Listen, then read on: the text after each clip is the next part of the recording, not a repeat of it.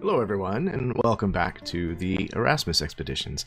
We are here this evening with our ongoing campaign of D&D 5e called Evermore le Masquerade.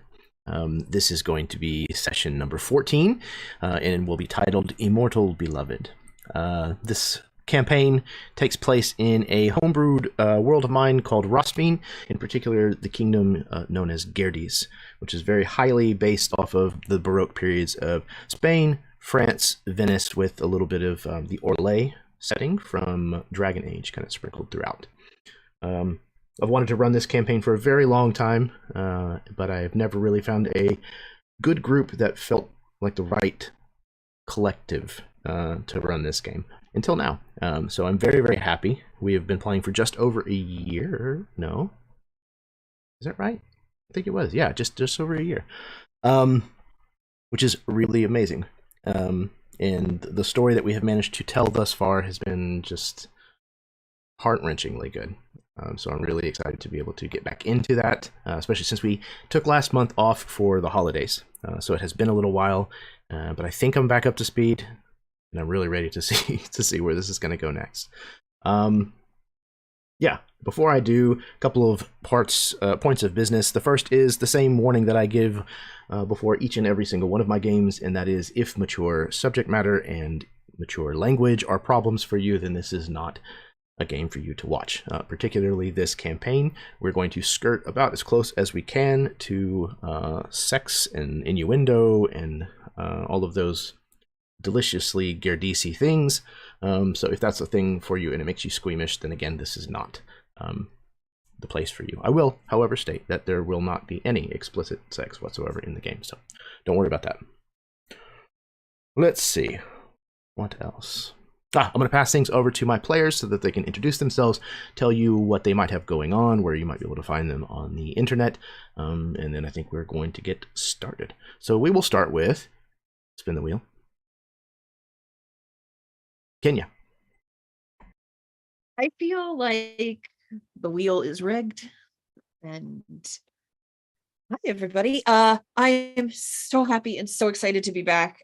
We had to because of the holidays and everything and where our game ends, we weren't here last month, but we're here now, and that is what matters. And it is going to be amazing. It is going to be crazy amounts of fun. I in no way, shape, or form am power reading my character sheet to get ready for what's about to come. That's a lie. So yeah, This is gonna be, I'm super excited. I can't wait. I play Vera, and she is the eloquence bard of the group who owns the local high-end brothel in the city, and is begrudgingly forming a very slight friendship with the annoying wizard in the group, but he's slowly wearing her down. So, in that fact, I'm going to go ahead and randomly, well, not randomly, I'm actually going to pass according to the screen. Let's go slide right down to Matt. Take it away. Hello, everyone. I'm Matt. I run a channel on YouTube called A Fistful of Dice, and I make RPG books over at Absolute Tabletop. Tonight, as always, I'm playing Loxley LaCroix, who we found out last session was not born with the name LaCroix. The plot thickens. Really excited to play tonight. I really missed this game last month, and yeah, let's see what happens. Let's see what happens next. I'm gonna follow the trend, and I'm gonna over here, over to M. Hey everyone, I'm M. I'm Dice on Ice in a previous life. It feels like. But you can find me over on Mini Terrain Domain, where we do have some exciting things coming down the pipeline, some exciting games as well. So just keep an eye out for those. I am playing Sylvie Levine, and I'm so excited. I was thinking about it all day at the office, which is, maybe what I shouldn't be doing, but it felt right. So I'm happy to get into it. And I'll pass it to Austin. I'm Austin. I will be playing Guillaume Delastote, the rat bastard of the group. And I'm really excited to get into this. I was really missing this game last month. You can find me online here the fourth Wednesday of every month at about 5:30, 5:35, and nowhere else. And I will pass it on up to Karen. Hello, everyone. I'm Karen, otherwise known as Myth and Gears on some of the socials. I've kind of fallen off everything because I don't like people. When I'm not here, you can find me over at Mini Train Domain, and I will just reiterate what M says. There's some really cool things coming down the pipe, so check it out. And with that, back to you, Jeremy. Oh yeah, I'm playing Chimeran Chiyoko Rigi's like Gazella. Yeah. Easy for you to say. Quite literally. Yeah, I cannot stress enough how much I love these people. They're all fantastic individuals as well as players. I am lucky enough to have all of them in this game together at the same time, which I do consider myself very fortunate for that fact. So, I think we might be ready to get into this. Everybody ready? Are there any questions? No? Excellent. All right, here we go.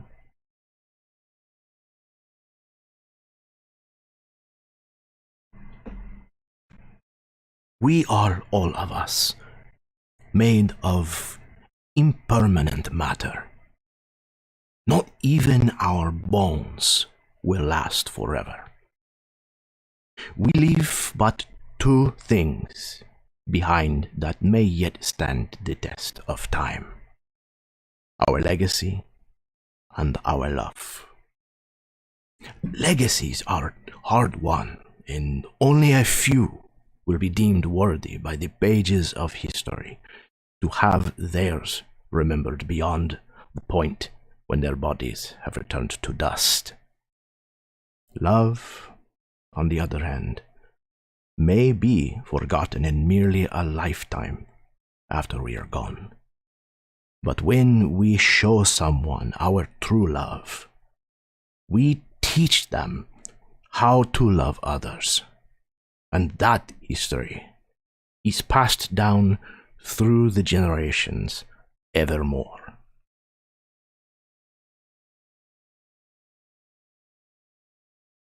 we find the 5 of you gathered together where Guillaume has just come to gather the rest of you because he has spotted your prey. Where he had been perched up, kind of watching before, just outside of the secret entrance that was hidden behind a portion of brick wall in the city, he happened to spot Nicodemus Jenner, a rather rakish gnome who just so happens to be the leader, if I can get to the leader of the Silver Sliver. Nailed it.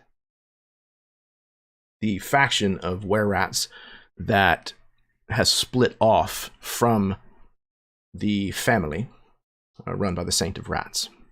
So, as Guillaume is rushing up to where the rest of you are kind of waiting, what do we see? What's going on?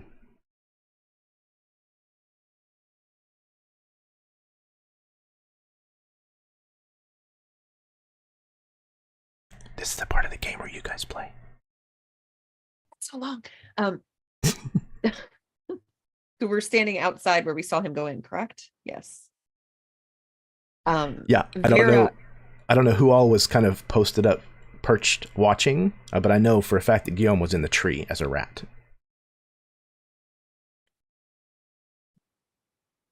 I think Vera is kind of having a suspicion as to what's about to come. She's probably standing there, maybe off to the side a little bit, and she's kind of rearranging some of the articles of clothing that she's wearing. Not that she's taking them off or anything, but she's maybe kind of taking a skirt and kipping it up a little bit and tying it off and getting ready, making a pouch more accessible. She's obviously adjusting. She keeps a pan flute in a garter belt that she almost always has on her when she's in any kind of skirt, and she's kind of pulling that to the front a little bit more so it's easier to access as she's waiting in case something unfortunate happens.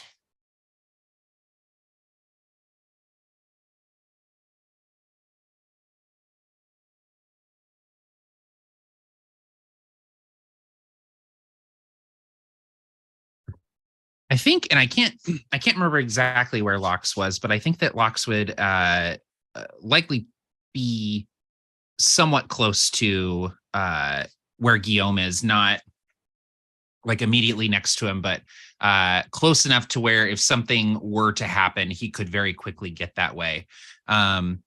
He's likely crouched or just kind of like nonchalantly like leaning so that his presence is sort of obscured from sort of like casual perception. His hand would be resting on the hilt of the sword at his belt, and he kind of like leans out to look at the tree where Guillaume is perched.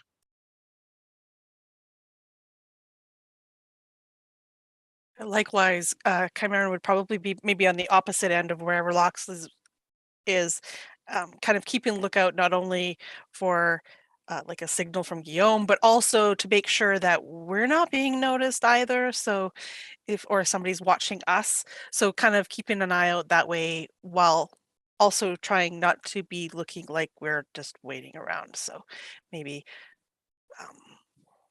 I can imagine there's like some stores or something around on this street. So looking at the wares, rifling through that, chatting up the merchant that would be there about whatever it is, but only half listening because we're focused on the other thing. I think Sylvie would be near Vera and is, I think Sylvie is paused, also seeing Chimeran kind of trying to half pay attention to what's going on while half trying to make it seem like he is not trying to pay attention. So Sylvie is busying herself with some various like bits and bobs that she has in her pocket. Maybe you see like a bit of a sewing needle come out here, a little bit of thread come out here, just basically looking to make her hands very, very busy. But you can see that her hands are almost poised lower down by her pocket at any moment, being ready to shove everything back in and wait for the signal. The population of the city, approaching Mardival, which is, less than a week away now, just mere days, the population is like tripled in size. Al Hidalgo is already a decent sized city. There's a lot of commerce that comes and goes by ship here, even though it's situated kind of in the middle of this lake. But when Mardival happens, all of the major cities have this flux of surplus population because everybody wants to partake in the festivities. So the last several weeks, honestly, probably even the last several months, the population of the city has continually just gotten bigger and bigger and bigger.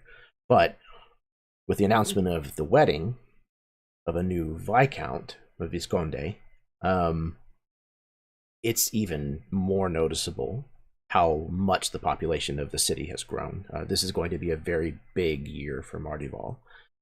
So, that being said, like blending in is not a problem at all. There are people from all over the continent and probably even beyond. And there's a ton of people like standing everywhere because there's not enough places for people to sit down and things like that. So you have no problems whatsoever kind of being part of the crowd. Guillaume, as you come running up, in addition, also not far down from the secret entrance, we had established there was a cup game, a shell game, that's what it's called, a shell game that had gone awry and had erupted into a tussle. So there is a duel that is currently being carried out just 30-40 yards away from where you're currently standing. So that's drawing a lot of attention. So Guillaume, as you hop out of the tree, I think you were in rat form, but you have already shifted, and you're kind of gathering up everyone. What are you saying? What are you telling them about what you've seen?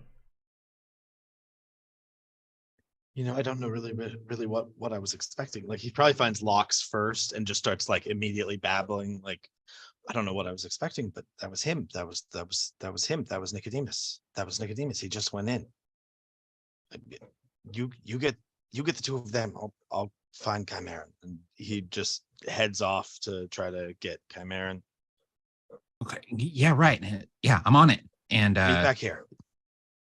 I would go off to find the other two and bring him back.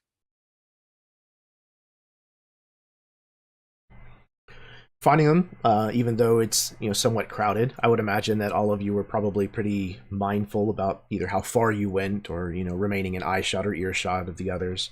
So it's not hard to get the Scooby Gang back together. And once the five of you are kind of reunited, what's the plan? What are you doing? Well, I know what he looks like now. I got a glimpse of him, but I didn't get a chance to talk to him. We might not get another chance like this. Should we follow him? It seems really dangerous, like we're walking into complete unknown. But I mean, I guess that was kind of our plan anyway, and we know that he's close. Maybe he hasn't gotten to the rest of the nest yet. If we do, we got to move like right now. No time for long discussion. If we're gonna go, we need to go. All right. Agree with Guillaume.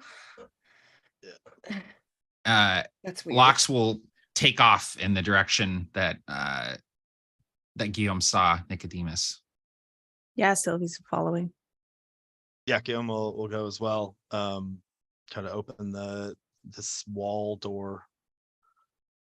As he's like opening it, he's gonna say, okay, one last idea as we're doing this, and he's like, and continuing running. Like, I could try to like pretend like I'm joining their side. I am a were-rat after all. Maybe it'll distract him. You guys take him out. And he's just gonna shift to rat form and start trying to like scout, like run as fast as he can. Okay. So, give me let's do an investigation roll. Guillaume, you can have advantage on this. We're playing Find the Brick. Oh, Just Guillaume Nat for the 20 with that investigation roll. advantage. just advantage on it. Everybody else It will was be 20 without with the advantage. it was a nat 20 with the advantage, which makes Okay. it investigation 24. Yeah. Okay. Okay. Anybody else? No. Okay. No, I trust Guillaume. So Guillaume, you kind of run up and you push this brick on this wall, and you watched where he pushed. So you paid it close enough attention to kind of recall which brick it was. If you hadn't paid attention, it would have taken quite a bit of like feeling around in that area and poking and prodding before you found it. It's very well hidden. Yeah, Guillaume was the one that saw it be opened the first time too. So I'm imagining Yes. he's like, he kind of held on to the general idea, so he knew exactly where to be watching when the Hell gnome yeah. put his hand up. Perfect. So you have no problems finding it. You run right up, push it, and you're able to kind of shift forms as it's kind of sliding open. And the five of you are able to duck inside. You duck inside the archway of this door. I don't know who all paid attention to it in the picture, but it has this kind of decorative relief carved on the outside of the archway. It's obvious that this was an original wall, that this brick wall has been kind of built in front of at some point. And above the door, in the keystone, there is a skull. This has been very worn down, but it's still fairly prominent on the front of this archway. You pass through the archway. Immediately on the other side, there's a small section of tunnel, maybe 5 feet wide or so at its widest point, and it only runs about 10 feet before it descends very tightly in a spiral staircase that leads downward.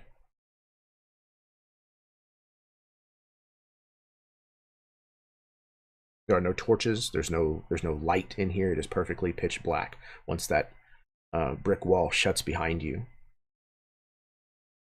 Does anybody have dark vision? Okay, Chimeran, Locks. All right, so the two of you are able to kind of make out the lines in the mortar of the stone that kind of make up these walls inside of here, and you can see where the staircase kind of begins and twists away into darkness, but you don't see anything else. The other three of I have you dark are vision plunged in into. rat form, Ooh, okay, you might.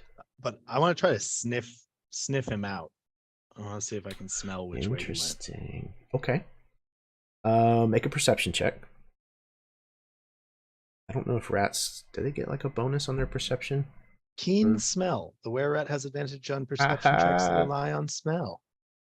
Perfection. All right, yeah. Oof. Okay. Not good. Well, that's a 10. Ooh, okay. Yeah, So, that's a straight all 10. right. So you are attempting to try to track him. However, somebody is roasting some kind of meat on the street outside of where this section of wall opens and closes. And right now, that's all you can smell.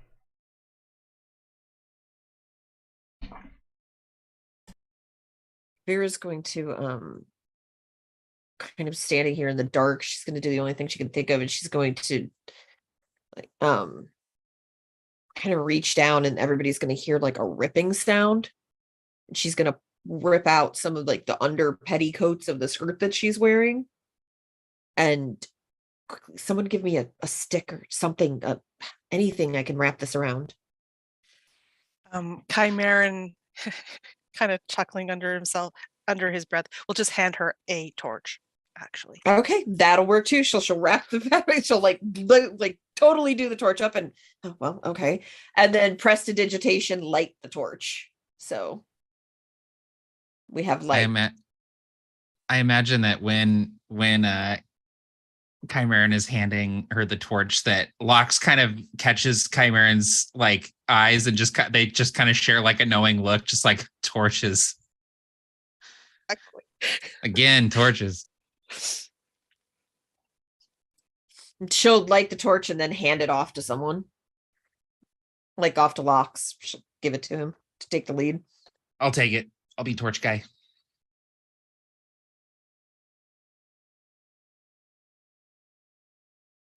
All right.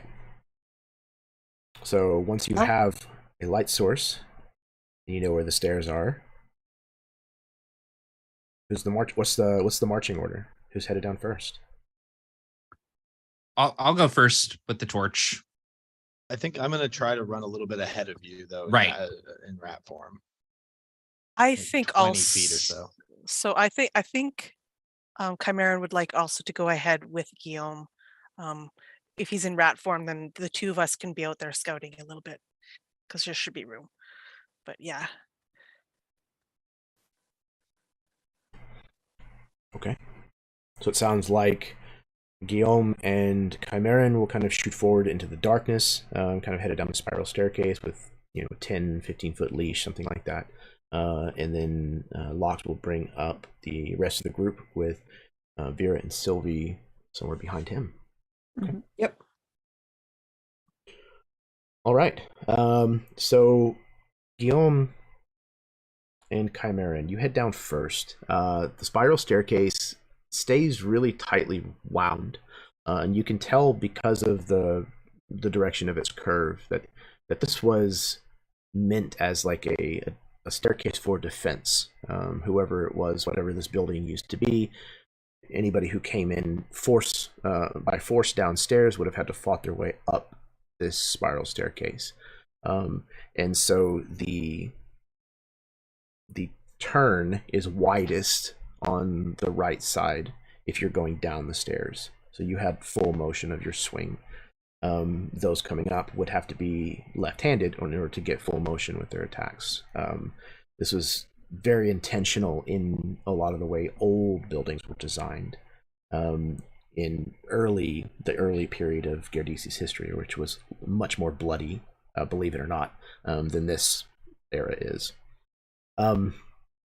You head down this staircase, and you can see places where sconces had once been mounted into the stone that either rusted away or had been pulled off or something, but the rust and the soot stains kind of still mark the wall in the kind of intervals as you kind of descend down. You head down what is probably 30 feet or so before there's anything else of note. And when you kind of come out, you find yourself in this very dark, kind of dank place. There's a lot of plant life kind of growing down here. There's small, like, stagnant pools of water.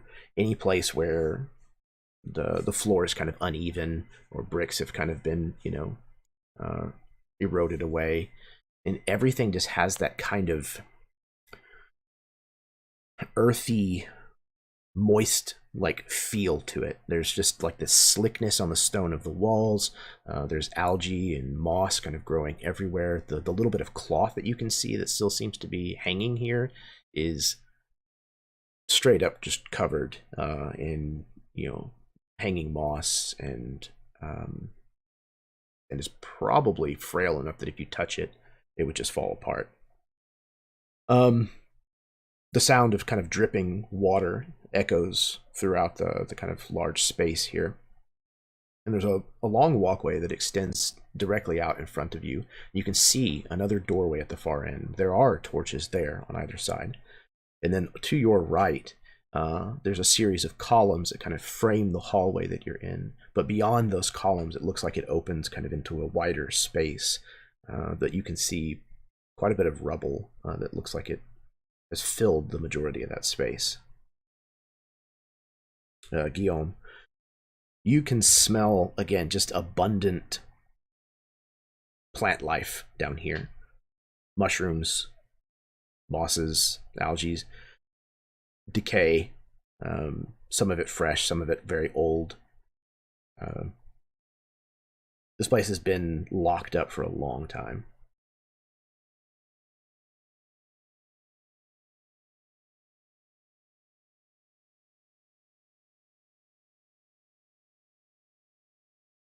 I guess as I move forward, I just want to keep like try to see if I can catch any trace of him, if I can, see anything or smell anything that leads me to think that I can, start to track him. Yeah, I'd also be looking for because it's a little bit damp down here. I'll be looking like maybe there's enough earth and water or whatever that he might leave a little footprint or something. So I'll be looking for those as we're going forward as well. Okay. Both of you can give me, this would probably be a survival roll, because since you're actively trying to track now.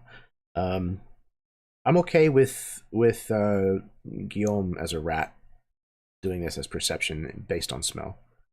Since you're not specifically like looking for signs of passage, you're just trying to find a, literally a scent.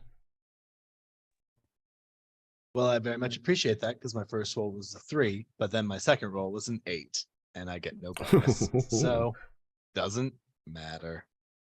Well, come here, got a foot. Yeah, he's like very distracted by like some of these mushrooms he can tell are like the edible kind, and he's like immediately like, that smells like I want to nibble on that. I would like to be nibbling on that right now. And then he starts smelling like other little plant smells that he's like, oh, I could use that in a recipe. Like there's an alchemical recipe that I think uses a moss, that moss that would work for that. I should come back down here. Like he just starts kind of getting distracted among the smells. I had the same thought.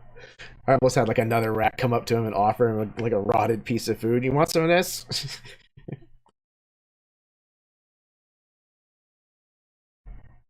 Beautiful. Okay. Chimerian, you got a 14. It's difficult to track down here. You can see a couple of signs of passage, but it's hard to tell if it was him or someone else. You can kind of tell that though this place has sat kind of unused for a long time, that there's a lot of traffic that comes and goes through here. It seems to only kind of move on this one path, but there's definitely a lot of people that have tread this ground. So as the two of them are kind of scouting forward a little, trying to discern which direction that he might have gone, the three of you are now coming down the stairs. Lox, you're the first with the torch that now kind of illuminates the room that you just saw, with the same kind of, again, just the dampness. Even the firelight of the torch seems almost like reticent to burn as hot and as bright here.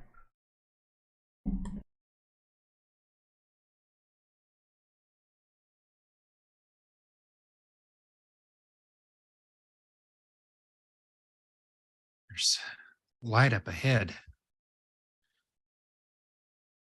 Seems like there's one path through. And I'll kind of wander over to like the where the rubble and stuff is and kind of just like look around the area of the rubble and see if there are any other like paths or little like hidden spaces or anything like that. There definitely were at some point. This looks like it was probably maybe like an audience chamber of some kind. So it's not overly wide, but it's rather long. And the other wall has, like parts where there were buttresses every so often. And most of the rubble has kind of leaned against that wall, kind of filling in the area between these buttresses. It's either been moved that way or it just naturally fell that way. It looks like the ceiling of this place at one time probably collapsed in and has been repaired or built over or something.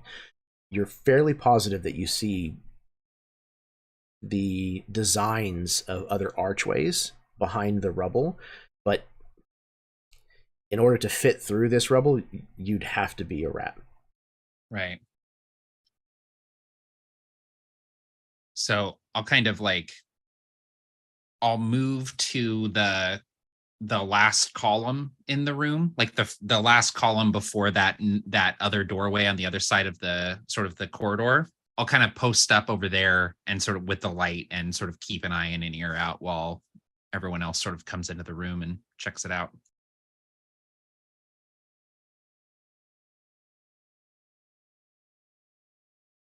Vera's going to kind of follow into the room, and she's trying to keep like walls at her back and stuff. She's trying not to be too out in the open, so that she can't hopefully get jumped from behind.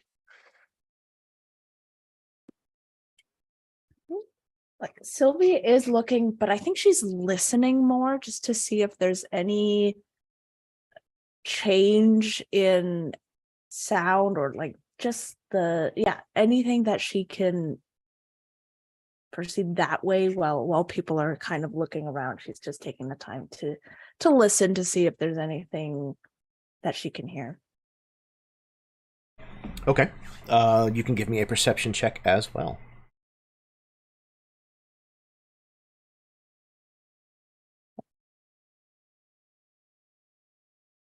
18. 18. All right. So you're kind of straining. You've kind of, probably moved, like you said, towards the far end of the room, kind of where you can listen a little further. Not quite as close to some of the other people that are kind of milling about in this room that you've kind of entered into. And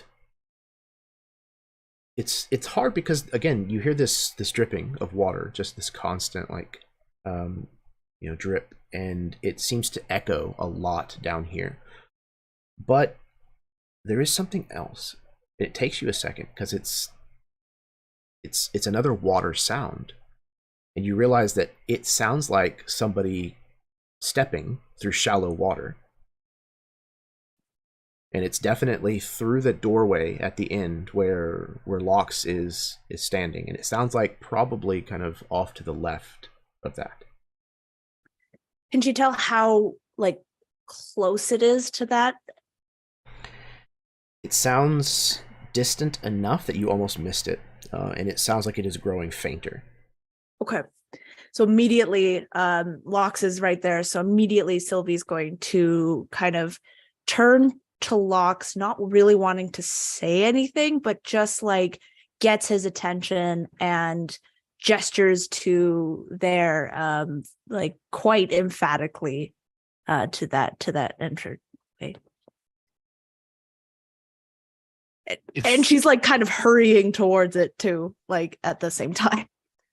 If Lox kind of picks up on it quickly enough and is able to react, he would kind of like toss the torch into like more of like the center of the room and put his back to the column and sort of make himself as nondescript as possible.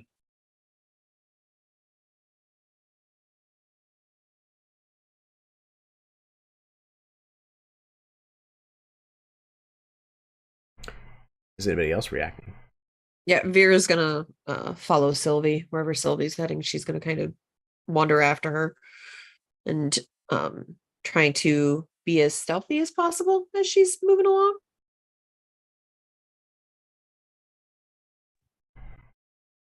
I don't know if there was room on the other side of the like that little passageway, the hallway area.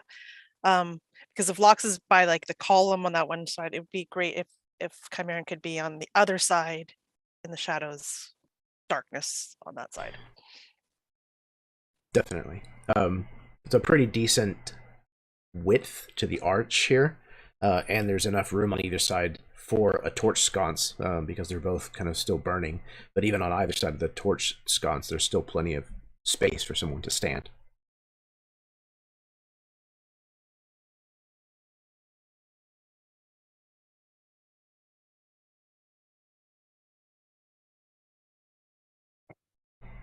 All right. Yeah, Sylvie's going towards that entry, and she's gonna sneak in. Mhm. He's trying to get the attention too of Guillaume, I think, as well. Yeah, I think Um, he's kind of noticed all the movement and kind of figured out what's going on. He's just gonna be bolting towards that door.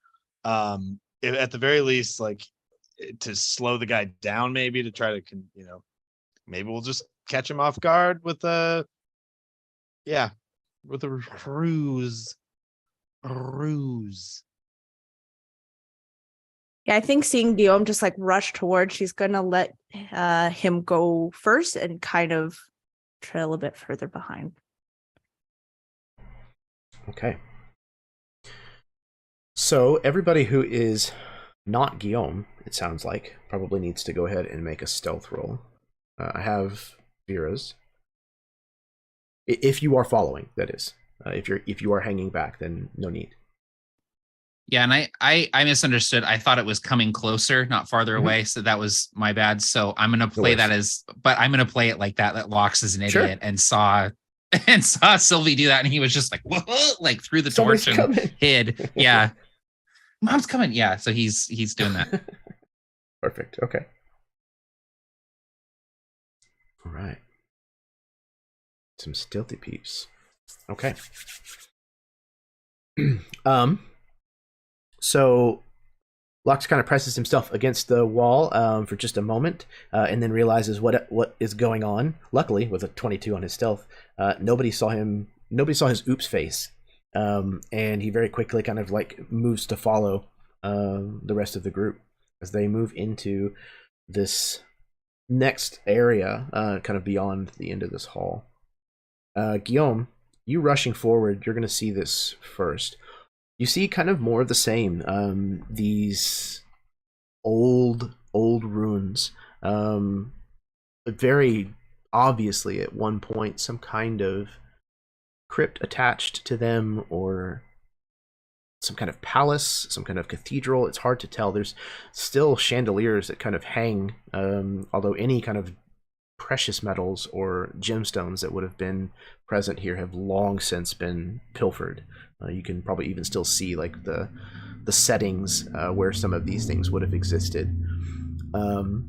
Here in the hallway, there is, like I said, a shallow bit of water. It's probably less than half an inch deep throughout most of it, but it is same. The moisture on all of the walls.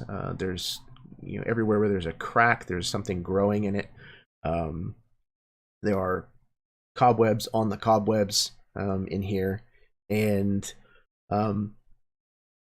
you know for a fact once you step into here that there have been many of your newfound kin who have tread here.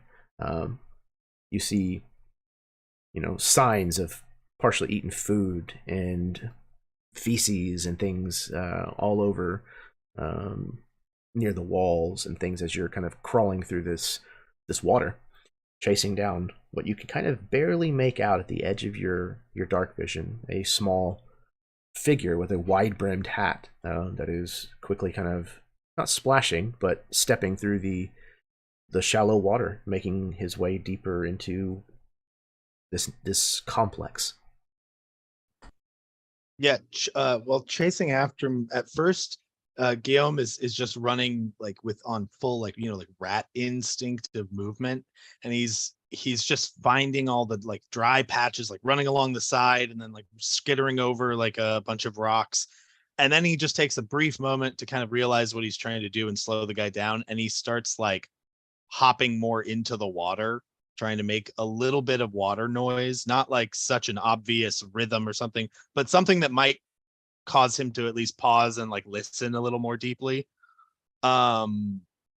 just to like slow him down. And I want to just keep trying to my goal is to get in front of him and then shift out of rat form and try to talk to him. Okay. As Guillaume is playing Leap Gnome further on down the hallway, what are the rest of you doing? Are you hanging back out of in the edge of the darkness kind of thing, waiting for Guillaume to shift? Are you trying to position yourself? macrame? I don't want to get too close. But I also don't want to be too far away that I can't close the distance quickly once Guillaume actually does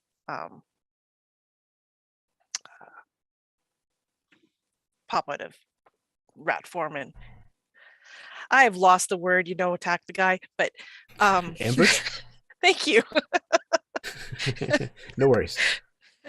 So Okay. it's going to hang back a bit, but still try to sneak forward enough that we're within distance. Okay. And you are, what is your speed?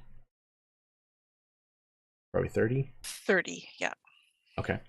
So yeah, I would say that you could probably get within 30 feet, if you're very careful about how you're picking through, some of the low spots that have the deepest water and all that kind of stuff. There's a lot of features on the walls that you're able to like cling to if you want to kind of walk along the edge and stuff like that. It's not very difficult. Okay. Plus, it's a lot darker than it looked in the picture down here, obviously. Sorry, go ahead, Em. Oh, sorry. Sylvie is, as Guillaume is running, Sylvie is going to, I assume, like, as he's running past her, as she said she wanted to hang back, she's going to take a little bit of thread and just place it on Guillaume somewhere as he's passing by, because she wants to cast Sanctuary as a bonus action on him, which any creature who is any creature who targets the worded creature with an attack or a harmful spell must first make a wisdom saving throw. On a fail, the creature must choose a new target or lose the attack. So, all right, just a little bit of protection. Excellent. Does it have another visual element to it? Does the thread do anything, or does it just kind of cling to him? Yeah, I think that it is like it. I think it does kind of have a bit of a iridescence to it, like oil on water. As you know, when you like move your perspective of it, you can see that kind of like holographic shimmer. I think that it would have the same thing as she like kind of drapes this string over him. Excellent. Anyone else? Lox will, similar to Chimeran, try to get as close to this figure as possible, and with Guillaume kind of like obviously like trying to be obvious and create try to get the guy's attention. I think Lox will try and basically sort of like flank around the other side, following Guillaume's lead, and probably moving a little bit faster than he normally would in this situation, just because he's trusting on Guillaume to be able to attract all of the attention to himself, and he's very good at that. So I think it'll work out okay.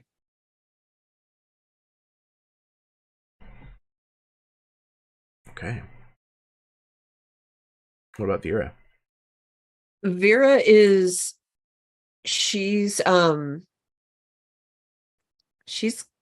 just prepping for when things start to, Vera is support, so she is getting ready to support as support needs to. So she's kind of just hanging back. She's watching. She's paying very much attention to where everybody is, and she's kind of watching everybody's backs so that maybe if something starts to come out of a shadow, she can give them a warning so they're not surprised or something like that. So she's kind of just really paying attention to placing herself where she'll be the best asset to the team. All right. Up ahead, Guillaume, your splashing about has definitely caused Nicodemus to come up short. He slows to a stop and kind of cocks his head to the side, kind of listening. And if you continue to splash, he kind of turns backwards to look down the hall that he's just come from, kind of peers into the darkness. You can see that kind of shimmer kind of at the back of his retina. And you can see that he settles his eyes on you. And as he does so, He kind of leans close. And are you intending to run past him?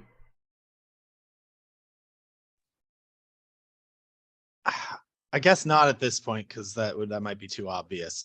So now that he's like leaned in, I'm gonna shift out. I'm like panting. Oh, thank goodness, I was able to find you. You're Nicodemus, correct? I need your help. I need your help. We have to kill Armand. He's trying to kill me. I can get you to him. I can get you to him. Here, come. And then I'm going to start like trying to move like past him. I really just want to, again, get him looking the wrong direction. Absolutely. Okay. Roll me a performance or a deception. I'm better at performance than deception. Consider an art form. Well, that's a 19 on the die. So that's a 23. Okay. So calling upon some of your time at the theater, you launch into this performance of desperation, and you pull his attention towards you, and his eyes lock on you and follow you as you pass him. His hand, you notice, is definitely on the basket of the sword that is at his hip as you walk past him. And he says, "Who are you again?" We haven't met yet. I was foolish. When I was turned, I went to Armand. He was who I heard about. I was working for him for a while. But you have to listen to me. We have to go to the nest. It's in danger. Armand is coming right now. Come with me. Why exactly should I trust you? You have said already you have worked for Armand. What is preventing you from doing his business now? Self-interest. Listen, when I turned, I didn't know any better. I joined up with him, but when I saw what he was planning, your people, I understand there's been some sort of schism. It was before my time, but you don't understand. He's planning to kill all of them, and it can't happen. Armand has been planning to kill me since I've left this little It's family. not just you, it's everyone. If it was just you, I'm sorry to say, I might not have realized how evil of a man he was. And what is it that you want out of this exchange? Why have you come to me? Out of the goodness of your heart? Protection. I have no illusions about who you are or who I am. I understand I've done something that you may find unforgivable, but I just want to be safe. And you think that your safety is something I can give you here? That is what you are hoping?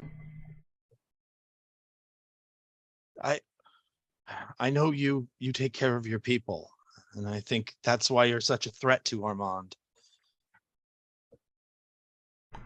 It is only because I am skilled.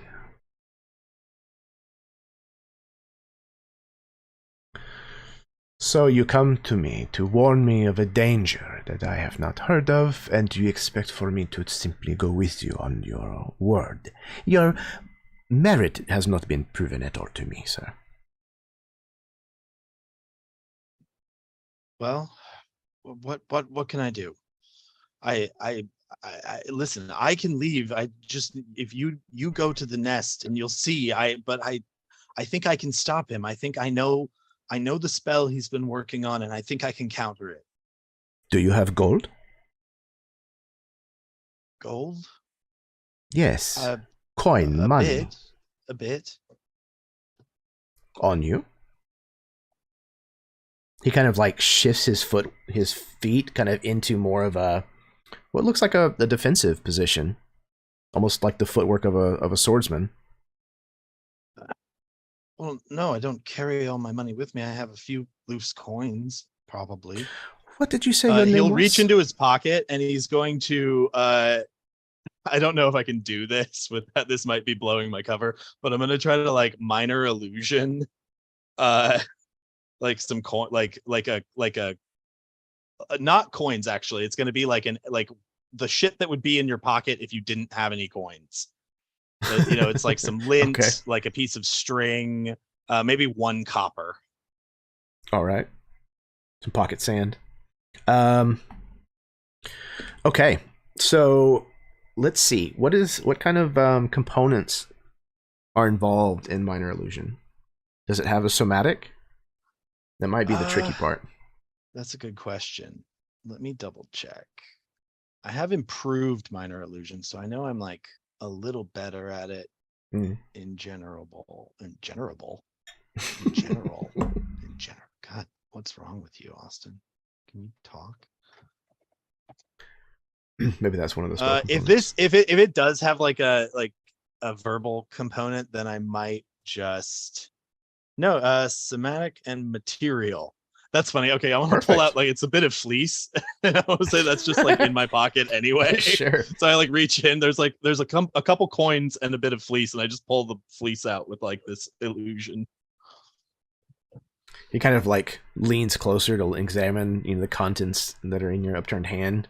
Kind of shakes his head. You see the feathers on either side of his hat kind of, catch the light, the reflection of, the little bit of light that's down here. Another pathetic case, I suppose. Very well. Turn and walk. He starts to slowly draw his sword. No, hold on. This just doesn't seem necessary. I'm here to help you. Well, exactly. I treat all of my friends this way. Move. He kind of pokes you in the bottom with the edge of his sword. All right. Okay. Let's be reasonable here. He'll start kind of backing up, not turning around. Like, okay, that's that's fine. Like, I know it's right behind me, so I'll turn around very slowly. I just you can put your sword away. I'm not planning anything. Like I have no, like I have a cane. That's Do I look like I have gotten as far as I have in life here in El Hidalgo with trusting every slimy creature that has crossed my path? I don't think so. As I said, move.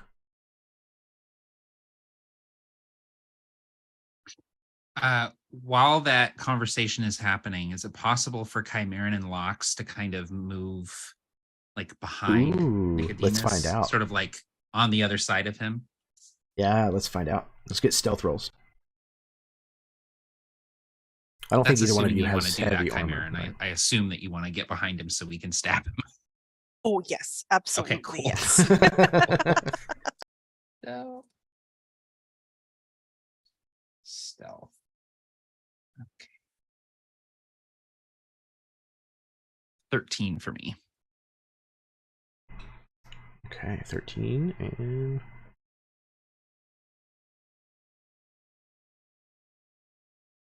Sorry, 17. And 17. Okay. What has he got?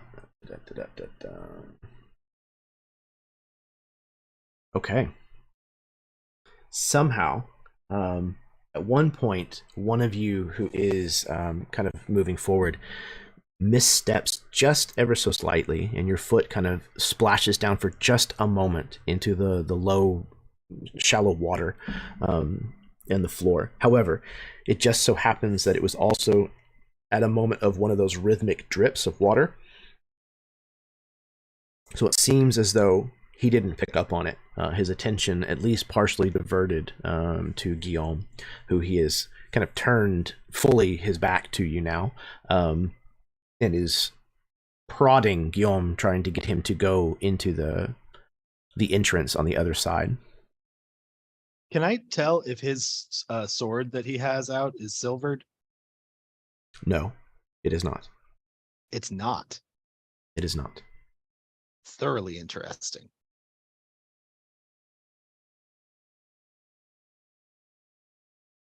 So at this point, after seeing everybody get into position, Vera's going to kind of break her stealth that she's been running here, and she's going to step forward, and she's going to look at Guillaume, and she's going to say, Desmond, I see you found someone inadequate to assist you. And she's going to use her bonus action to cast or to activate a bardic inspiration to do unsettling words on Nicodemus. So then I roll. Okay, so it was a 4. And then she is going to cast hold person on Nicodemus. And he has a wisdom save of a 14 -4 to whatever he rolls. Okay, so wisdom save at a DC of 14 -4 to whatever he rolls. Mm-hmm.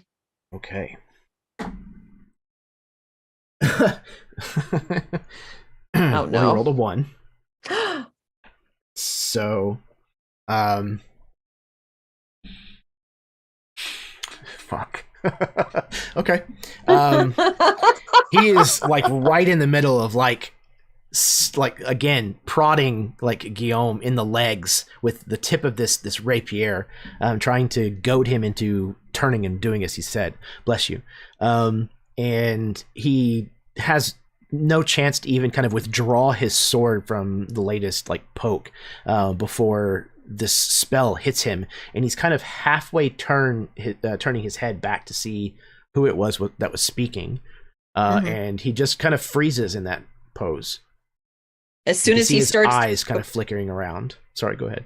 As soon as he starts to turn, she's going to kind of yell that at Guillaume, and then when he turns to look at her, just as his head gets even with Vera's, she's just going to kind of blow him a kiss, and that's how she's going to activate her hold person on him.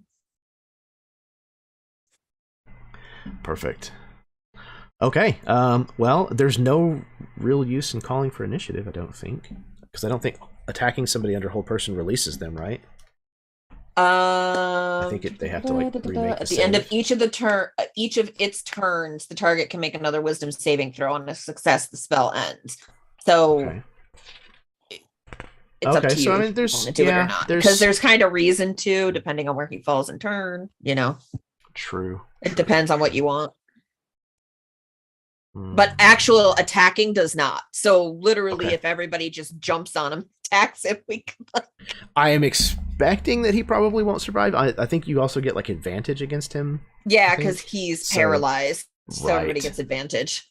Okay, so I'll go ahead and roll for his initiative and see just if there's even really much of a point. Well, he got decently high. Okay, so let's roll for initiative. And we'll work this out. Rules as written, or at least as close as we get to that here. Holy balls! Wow. We used that.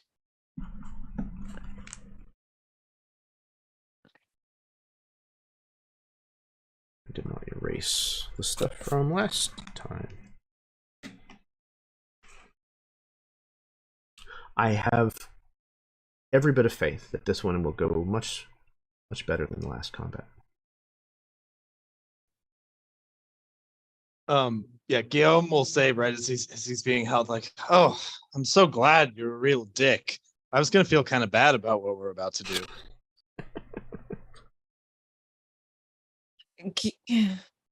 You never feel bad about anything. Chimeran and Lox, if both of you would please roll a d6 for me. Can we just go together? I mean, that would be very confusing. I got a 4. I've got a 4. What? One more time. If you do it again, we'll figure out how to make you go at the same time. Okay, here we go. 3. 5. Okay. Lox is going to eke it out then. He's going to go just before Chimeran. But it's so like whatever happens in this over these next 2 turns here is essentially simultaneous. Like the speed and the synchronization with which it'll happen is going to be essentially simultaneous. But I imagine that like Lox kind of spins out from one piece of cover, Chimeran comes out from another. Lox sort of like goes low, so he kind of like ducks down and stabs upward with the silvered rapier. Here's All right, attack so number you'll have 1. advantage. Advantage. Okay, cool. 15, 17 on the first attack. Let me see here. Ooh, that is actually a miss. How dare he? Okay, here's my second Yeah. attack. 25? That'll definitely hit. Okay, all right, cool. We'll get one attack in here. 12 damage, and that is with the silvered magical rapier. So Lox comes in, spins out from cover, goes to a knee, and puts that rapier up. I have one thing. Sorry. Any Yes. attack that hits the creature is a critical hit if the attacker is within 5 feet of the creature. For paralyzed. Have at What you, does that Lox. mean? Oh, the way I do criticals is your maximum dice Right. damage plus modifiers, and then Mhm. you roll and add your modifiers a second time. Okay. So I rolled 12 for the damage. So then max damage Okay. would be 15, so 27 total. Okay, good Crit. grief. All right.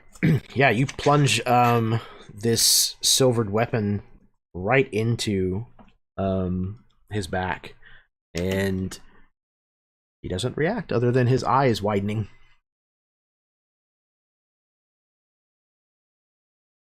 All right. Poor little gnome. Chimeran, you're next. All right. Again, simultaneously with Lox, out comes another silvered rapier in Chimeran's hand, and it's going to slash down into the gnome, like almost the polar opposite of what Lox has done. It's like they planned this. Gonna meet in the middle. Yeah. 19 to hit. Yes, that will hit. Beautiful. Okay, so Oh, and you're a rogue, aren't you? I'm a rogue. Yeah, so God max damn damage. it, Karen.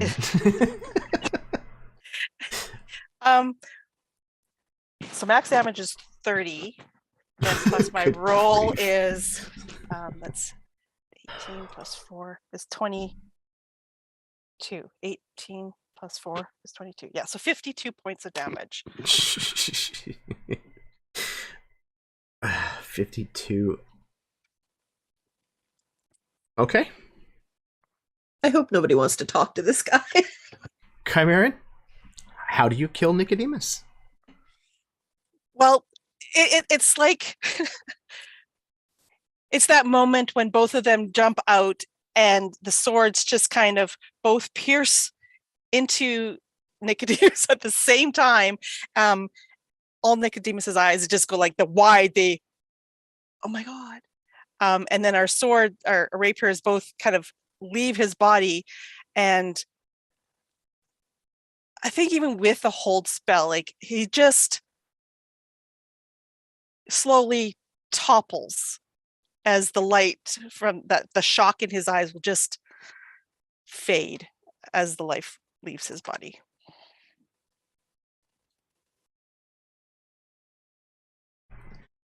So yes, he splashes into this shallow water that fills the floor of this place, and he is no more. The rhythmic dripping sound of the water returns, and damn it, we hear the rhythmic dripping of the water that echoes throughout the space down here, the stone walls, and nothing more.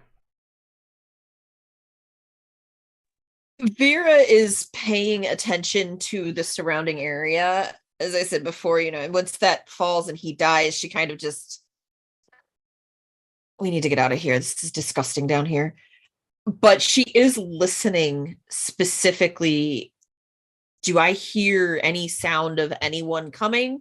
do I hear any sound? I'm essentially kind of looking for, like, I don't know how were rats work and stuff, but is it all of the sudden like this, like a pack thing? Like, do they know, the other were rats know he's dead? I'm looking for any indication of people yelling or trying. And are they people moving towards us?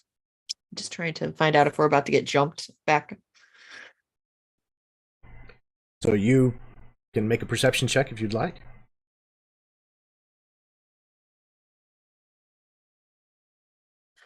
I'll have you know, I am very disgusted by the surroundings that we are in. And now that the job is done, my perception was a 10 total. So Yes.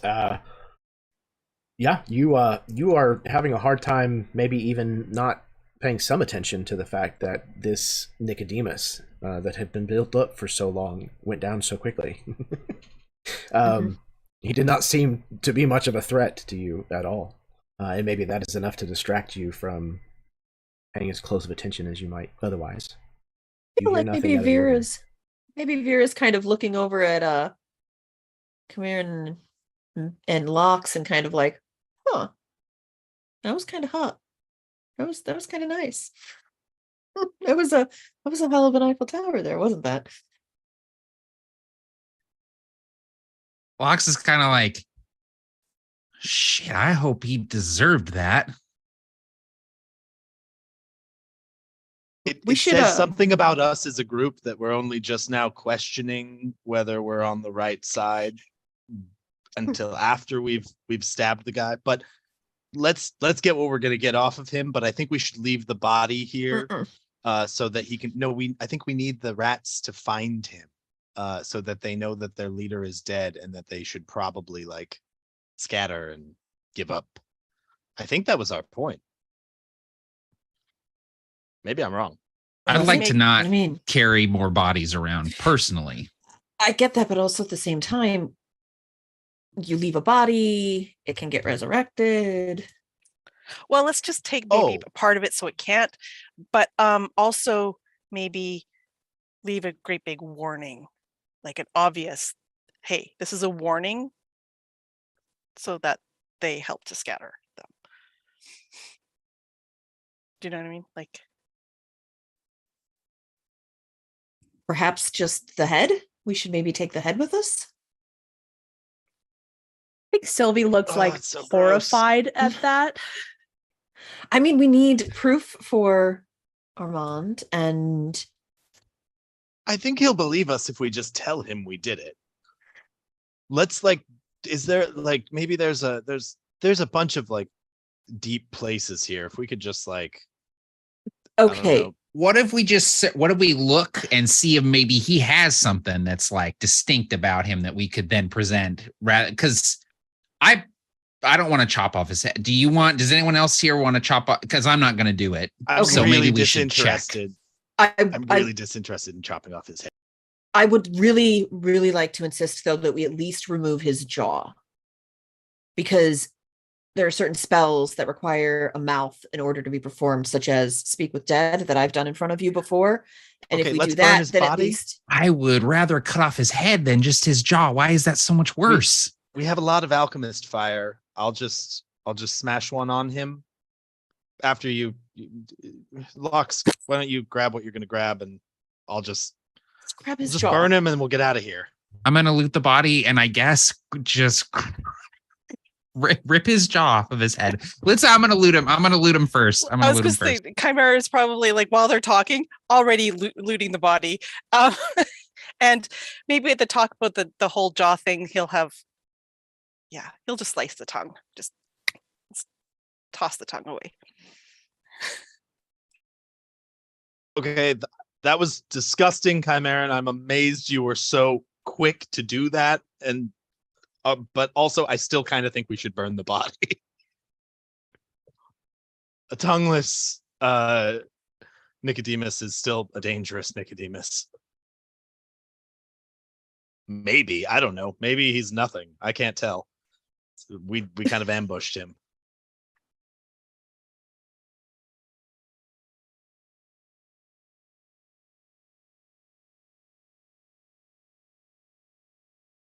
Okay, so the plan is to mutilate his corpse to one degree or another. Depends on which police report you read later, apparently.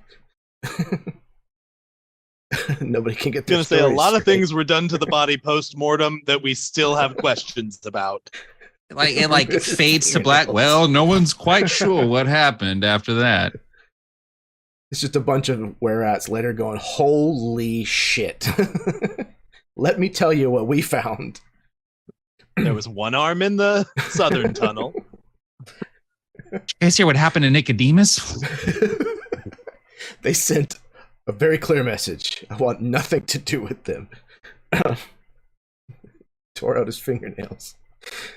Guillaume will my write God. a note wherever we leave whatever remains of the body. He will just write a note that says the silver sliver is over.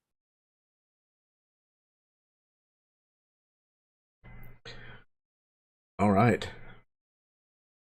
Yeah, I'm not even gonna have you guys roll for anything like intimidation. I think we've established it's gonna be traumatic for whoever it is that comes across this gnome's body at whatever point that happens. Good grief. Okay.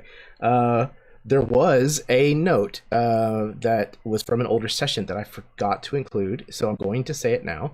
Lox, for some reason, you didn't get a great look at this guy initially. However, through whatever it was that was being done to him, you happen to recognize this individual. At one point, you robbed him whenever you were leading a different life. Oh, so I imagine that there's like whatever is happening to this corpse is happening, and Lox just goes, "Shit, I think I know this guy." The fuck? We weren't friends. I think I robbed him, I should hope you weren't. but I thought I recognized him from somewhere. Yeah, no, we weren't friends. I don't think so. Where did this happen, Jeremy? Where did I rob him? Was it here in the city? Oh no. This was Okay. out on the road. Whenever Okay. you were studying under a certain tutor. Mm-hmm. Okay, cool. So Lox just kind of like puts the pieces together and is like, small world. Okay, I'm loath to probe too far into your past for a multitude of reasons, Lox, but just curious, did he have anything good on him when you robbed him? Like, did he seem like he was already like a rich fellow? Wouldn't have robbed him otherwise. Yeah, he was worth the time. Okay, good. I feel a little better about this.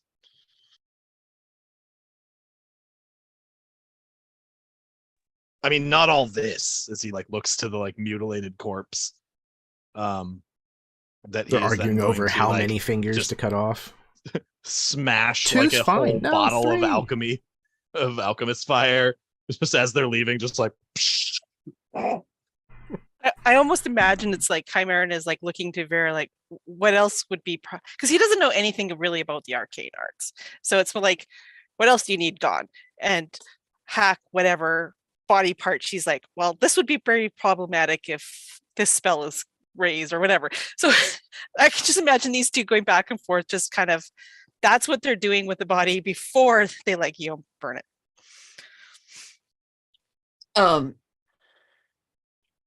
It's interesting. Kenya's laughing a lot, but Vera is actually very kind of unfazed by this. It's just whatever, this is what we need to do. Do me a favor, remove his jaw, and yeah, okay, you can just hand it, I'll take it from you. And she'll just like take the jaw, and like it's just nothing, like it doesn't faze her that this is being done.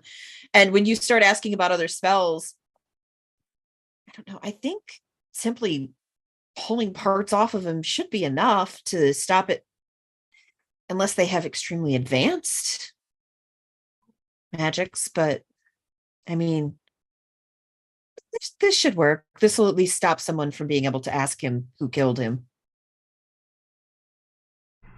Do you want like a doggy bag or? And she'll probably rip another piece of the undercoat of her petticoat that she ripped off before, and she'll like wrap the jaw up in it and then shove it in her bag that she's got and in her purse for later. Purse just starts dripping. Like Sylvie if I ever is away. Go into my wife's purse and find a jaw, I don't know what I'm gonna do. Sorry, go ahead, Em. Sylvie is not involved in this. She looks quite ill, I think, during this whole thing. And her back is purposely turned as she like mutters something about keeping watch or something like that as she just turns away. Guillaume starts with like a very like similar attitude of like, okay, I'm not involved in this desecrating a corpse thing. Like, I'm fine burning it. That's a different thing entirely. But like, as soon as they start getting into specifics of like what spells need what body parts, the academic in him just cannot help but be like, well, no, I'm already planning on taking care of the eyes with the fire. Like that should be fine. The melting point is low enough. That's no, you could use the fingertips, but from the second knuckle down, he's just like gets like way too like detached, morbidly like discussing it. Like, well, no, that could be used, so I guess you might as well remove it. And kind of loses track of like why he was horrified in the first place. I might have to go back and look at our at our safety rules, our safety tools, lines and veils, maybe, just to make sure. But I think it's hilarious. But I have a morbid sense of humor, so. Doobie. Anywho, in addition to stalking your creepy little apartment with like lampshades made out of people's skins, he also has a few other things that are interesting on him. He has a rapier that certainly looks like it is this side of the arcane. And what else does he have? Of note, at least. He probably has a coin purse on him. Let's see. Let's do this. There is no silver coin in his purse, but you do find 20 gold pieces and copper pieces, 7 of them. So not a ton. Does somebody have a DMG handy? What do you need? Could you flip to the place where it has like the random gemstones?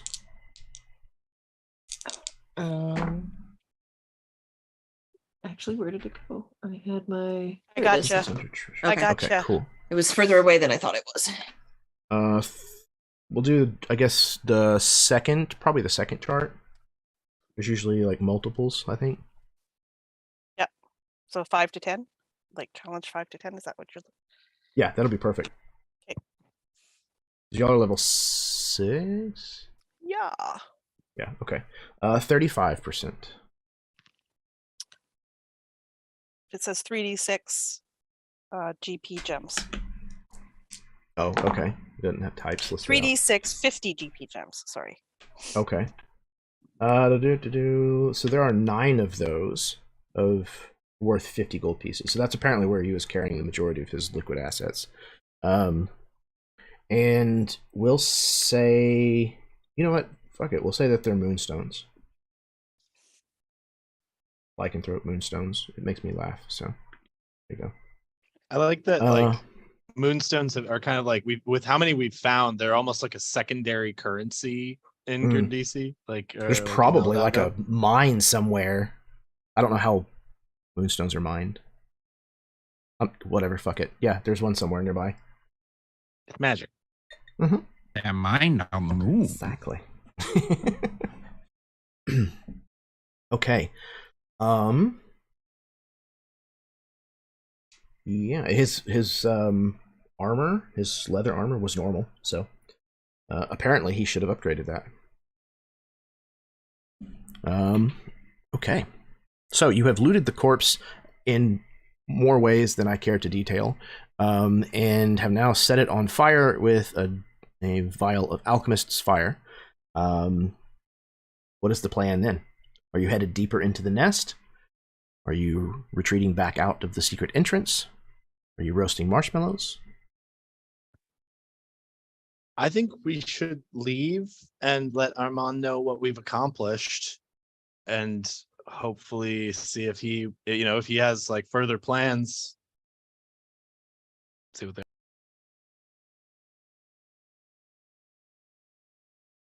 Yeah, I'm down. I don't feel like going Okay. into the nest and getting swarmed. Okay. So it's, I mean, you weren't all that terribly far into what could be a very maze-like structure. The other side of it certainly was that you had gone in at one point before. So thankfully you weren't down a bunch of twisty-turny alcoves and narrow passageways and things. So it's very easy to find your way back out.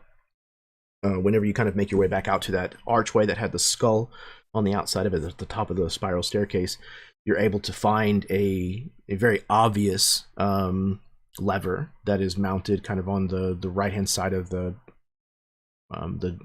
archway. Obviously it was added at some point later. You're able to kind of pull at, and that brickwork swings away and allows you back into the city. There's a few people kind of near the entrance that kind of jump and start a little whenever the wall swings open and 5 people come stepping out. But again, Mardival's right around the corner, and it's probably not the craziest thing they've seen today.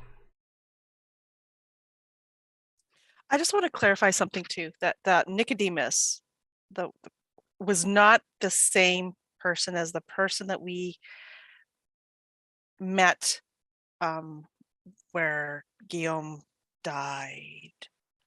Before that guy that's somebody completely different, right? Correct. Okay. Yeah. Yep. Oh. Dope. I just forgot the other half of that same thing. So you did find one other thing. It was a roll, like a scroll case, that had several pieces of paper, kind of all stored up and rolled into it. None of them are scrolls. They are almost more like a diary type thing, like he's just written down his thoughts and whatnot. Lox, if you give them even like a cursory glance over, you see several names of places, people that were all places that you visited, or contacts that your mentor had.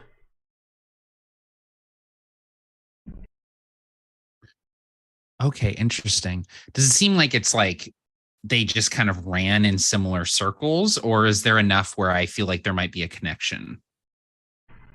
If you pay a little bit closer attention, read a little deeper, you start to think that he was hunting your mentor down. Oh, interesting. Okay. And though you yourself don't even know, it seems as though he might have actually have been getting close to identifying him. Okay. I kind of like have this little book, and I maybe sort of like wave it around a little bit and say, "Does anyone mind if I hold on to this?" Right. And I'll kind of just tuck it into an inner vest pocket.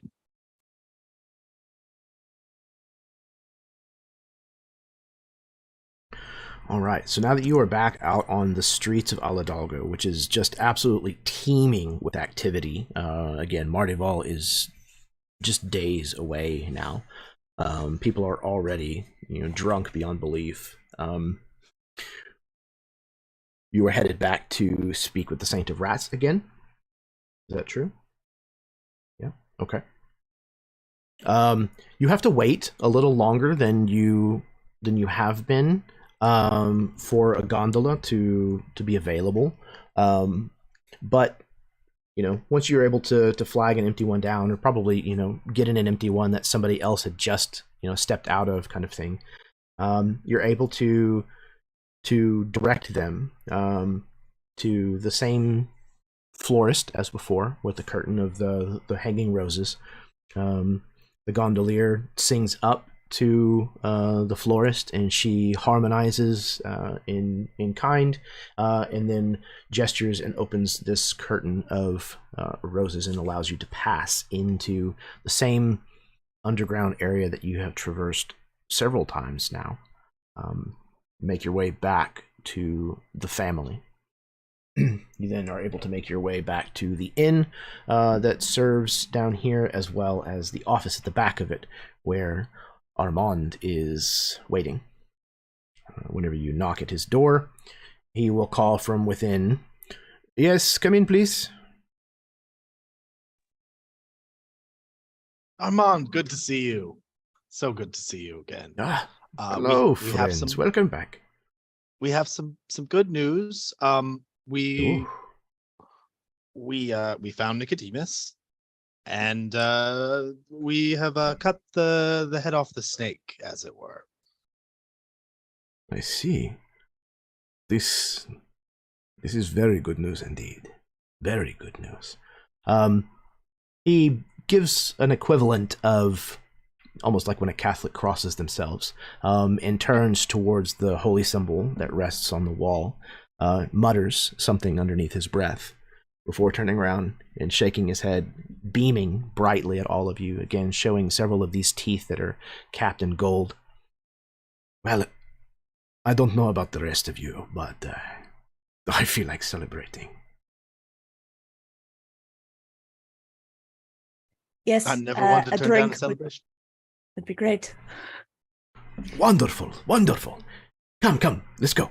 And he kind of like ushers you all out of his office, kind of back into the tavern itself, where he kind of claps his hands and gets the attention of the room. He says, "Everyone, a round of drinks on me." And he takes like a big, large bow.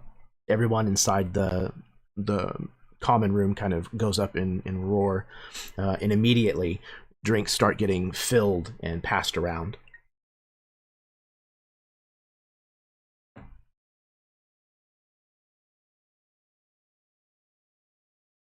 Yeah, Vera's going to absolutely partake in the drinks and the rounds that are going around.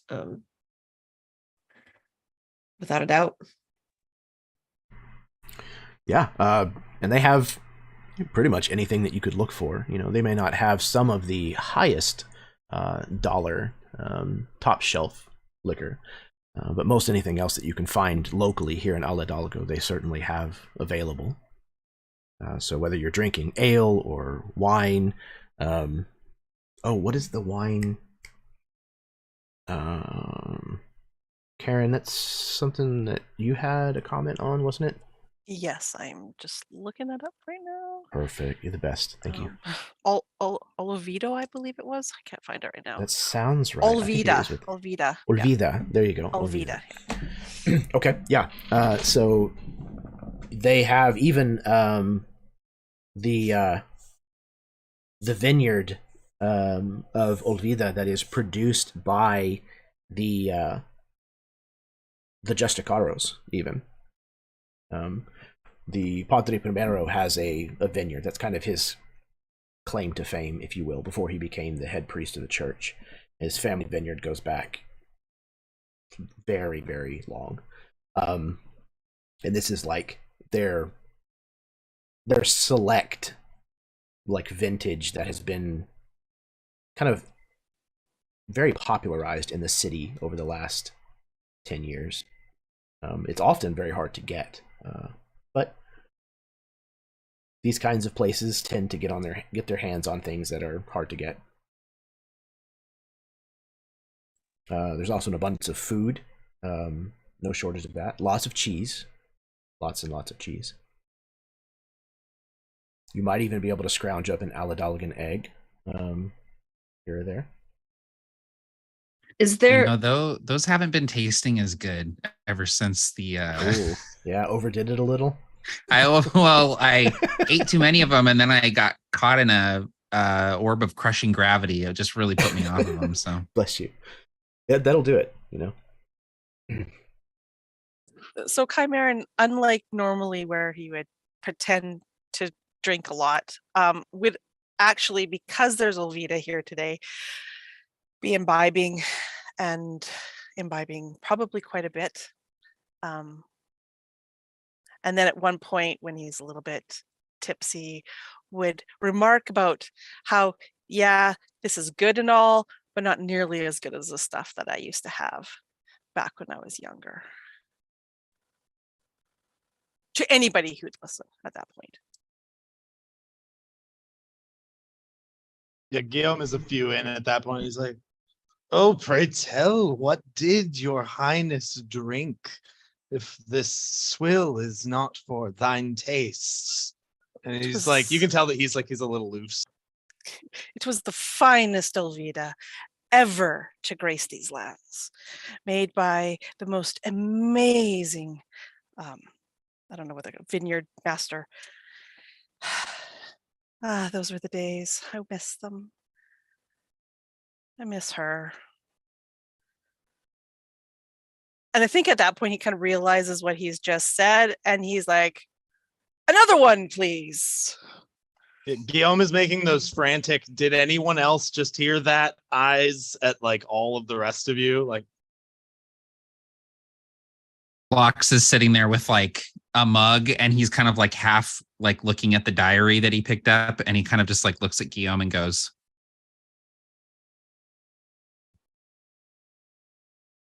yeah, Guillaume will do the classic, like, kind of realize, like, yeah, he's probably right.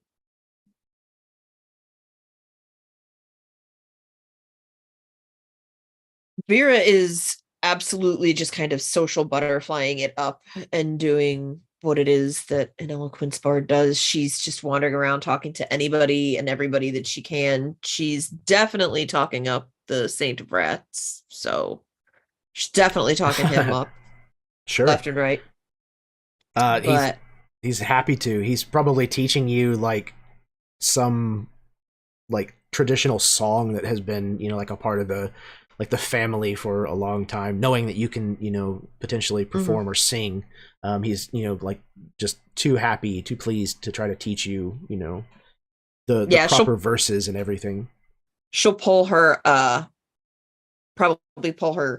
she'll learn the words that he's teaching her and the melody and everything. And then at one point she'll pull her pan flute out and she'll start playing the melody and sing, like, so he can sing along with her as she's playing.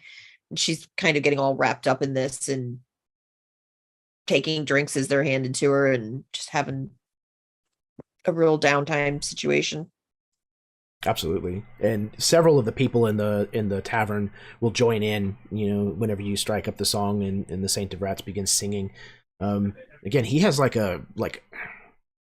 an alarmingly good singing voice, like somebody that would stand out regardless of like how large of a group that they were singing in.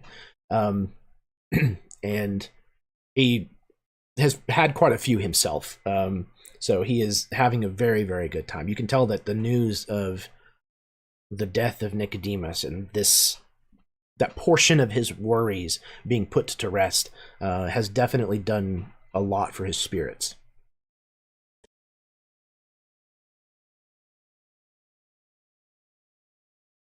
Sylvie is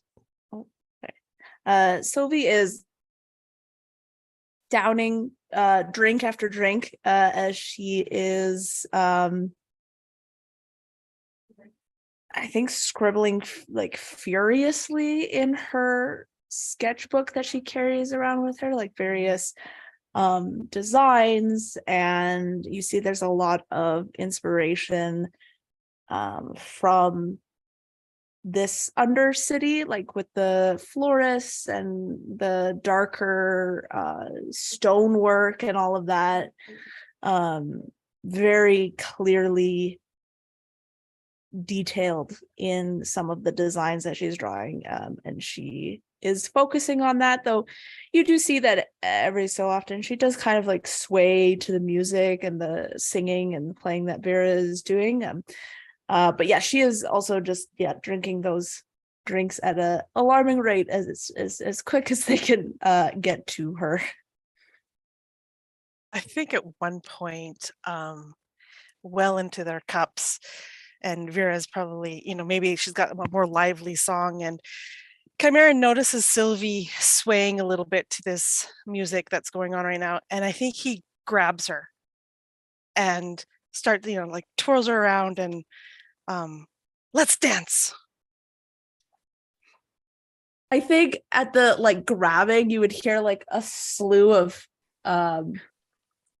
words, just like in shock and surprise. But I think, I think she's had so much that she is kind of taken with it, and soon after, like she begins to like laugh and looks like smiles and is looking very, very happy.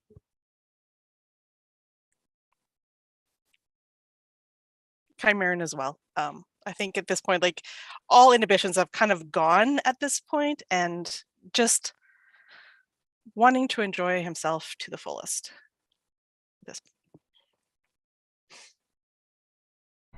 All right. One more thing. I think Guillaume Yes, would sidle up to Vera when she's like at one point when she's talking to Armand. He's rather loose at this point. And so Vera, first thing, I would like to book a room. An anonymous donor would like to book a room in your establishment for the week of Mardival. And also, if the two of you happen to come to that room and there's a man in a clockwork gold green mask, you should join that man in that room. All right. The two of us? I said what the I two said. of who? And he kind of points like The Saint and I?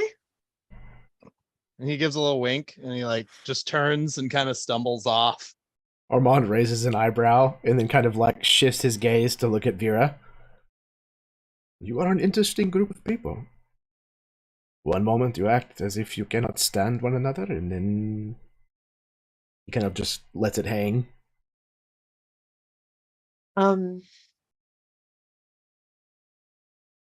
He is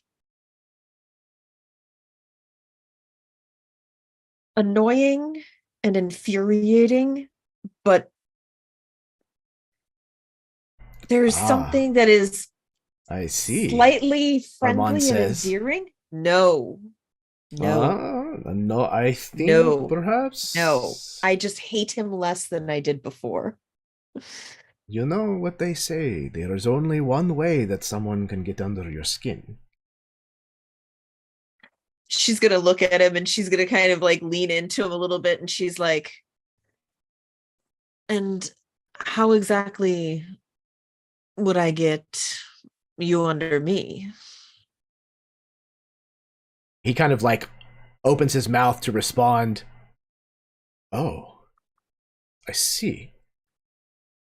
So you would accept your friend Guillaume's proposal? Oh, I mean... Or are we speaking purely without Guillaume? Purely without. Tempting. He kind of like leans around you to kind of look at Guillaume. Very well, if you insist.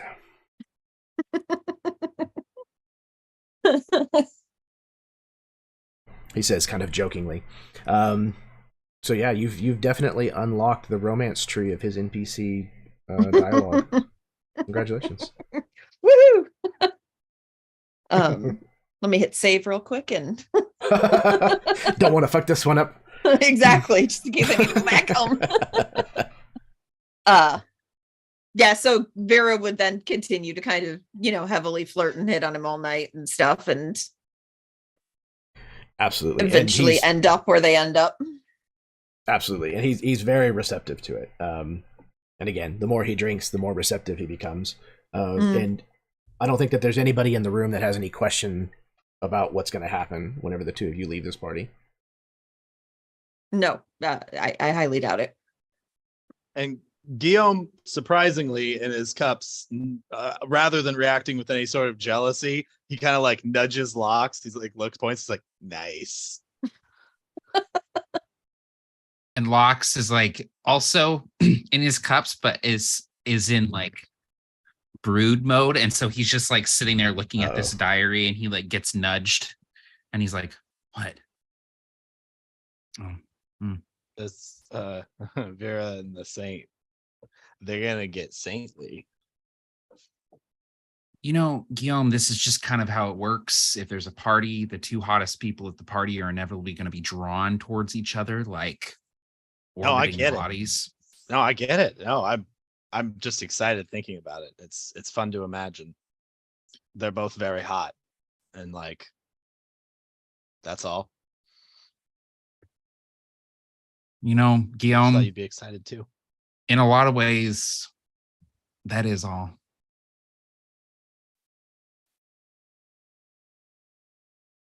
I think there would be probably a genuine point where Vera would look at the Saint and kind of say to him, "Do you really want him to come with?"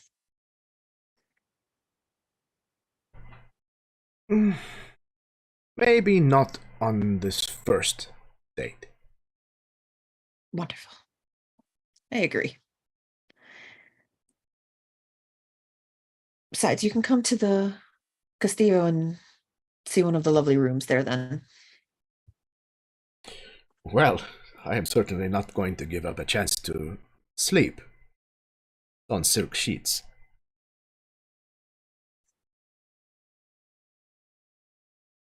They are very nice.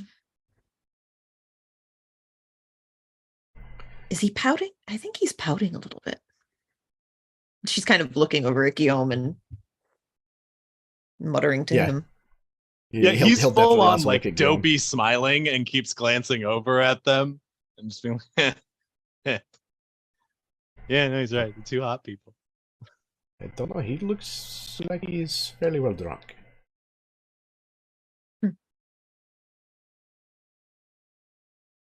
She'll kind of turn him, and as she's walking away, she'll be like, he's wanted for murder.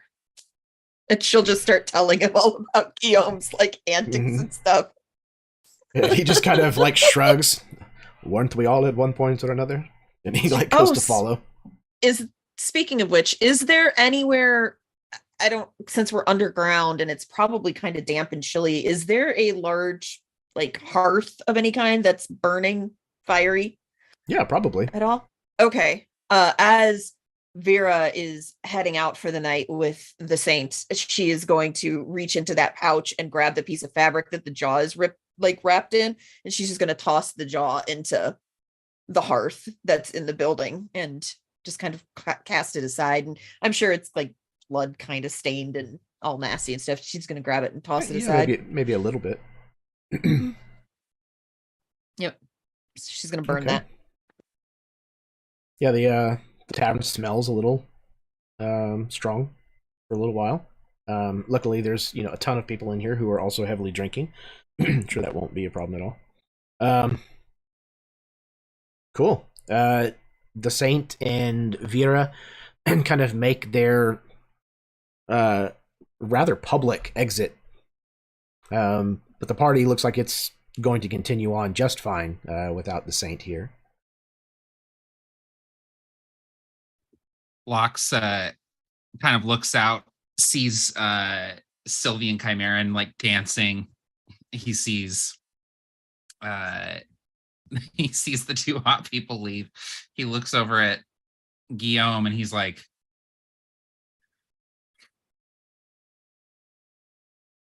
nah.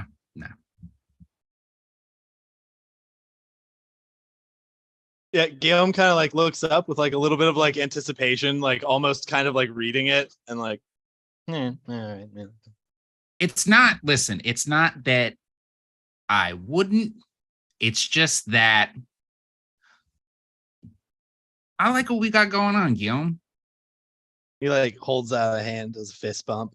Like, hell yeah, man. Like, Rose.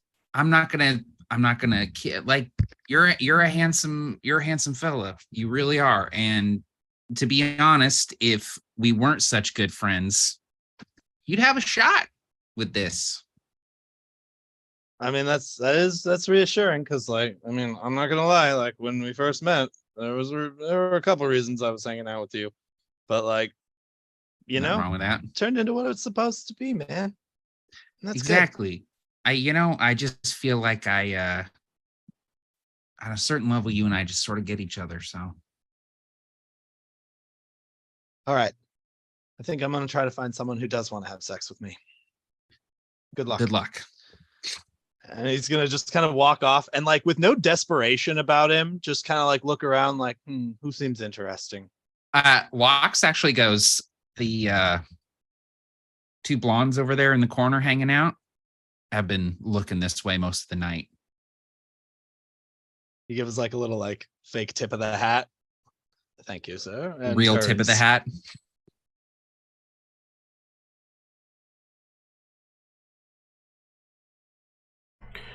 The important question is, Guillaume, do you trumpet your arrival to the corner of the room?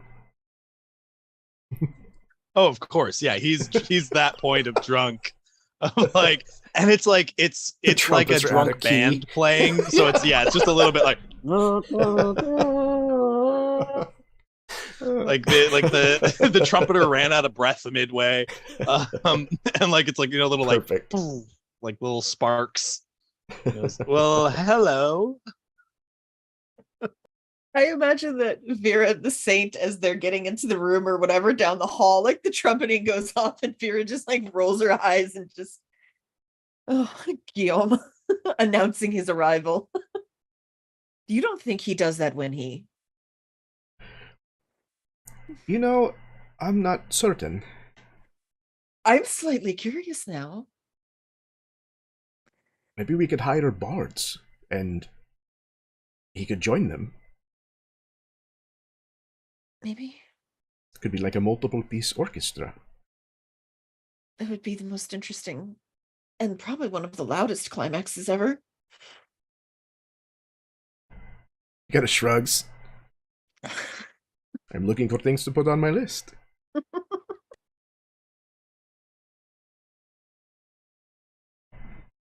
Perfect.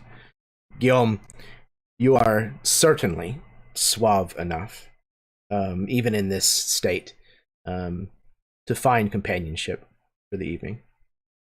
There is a mood of celebration, and you're probably not the only one who's looking for a good way to end the evening.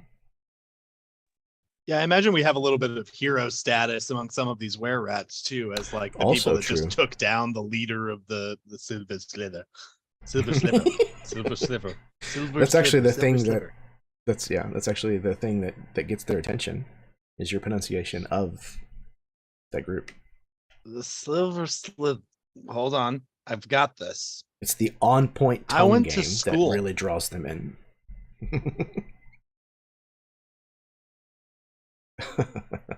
All right. Anybody else hooking up?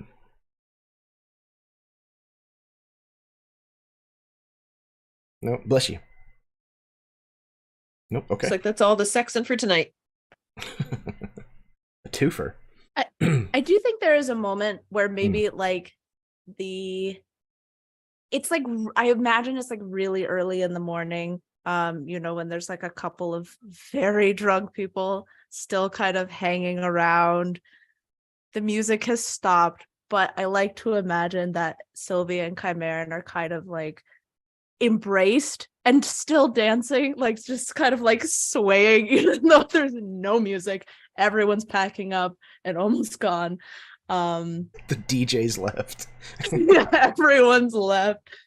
There's a guy sweeping who's awkwardly trying to sweep around them. The Sylvie, closest place down. You hear a very quiet. Oh no. I love y'all. Yeah, the house lights are up. You see the grossness on the floor. Anyway, yeah, Sylvie's just kind of just looking very like content and it has been a very interesting few days. Yes. Very, very interesting. Don't And imagine. Yeah, go ahead. Don't imagine it's going to end soon. I have a feeling that we are just getting started, unfortunately. She at that I think she like looks up and like looks at Kyber and then, are you doing okay?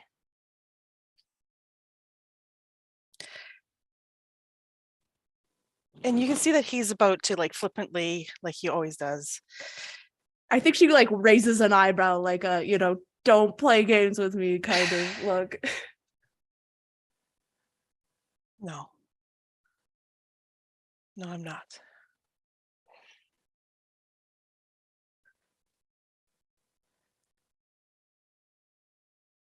Too many wounds have been opened up lately.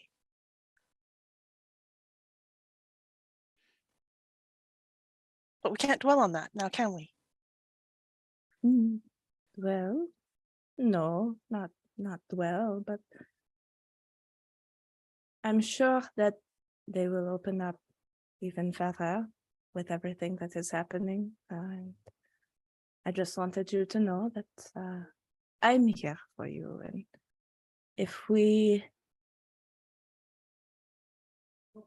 I think that we should take this moment of a breath and just enjoy it.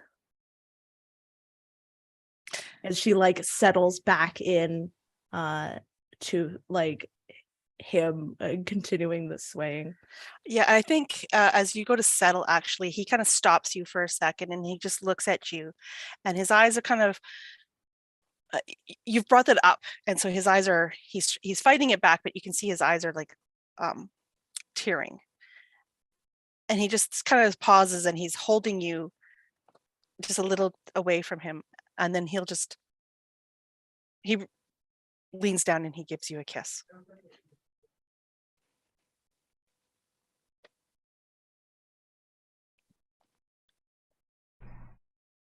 Yay. I love y'all. Y'all are fantastic. All y'all are such great players. We can literally go from thinly veiled cunnilingus jokes immediately into a very sweet, wholesome rom-com moment. I'm here for it. That's my kind of movie. All right. So I think let's take our break now here at the end of this soiree. We're going to take a 10-minute break, go to the bathroom, refill our drinks, smoke them if you got them, kiss your spouse, etc., etc. And then we will come back and finish up whatever else we're going to get up to tonight. So sit tight. We will be right back.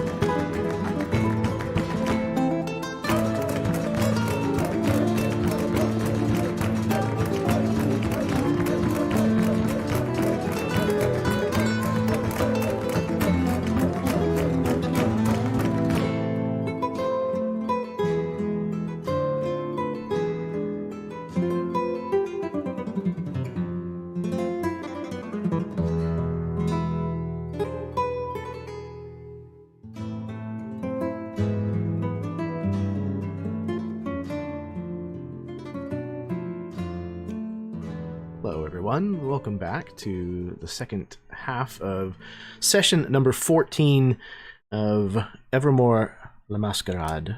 This is entitled Immortal Beloved.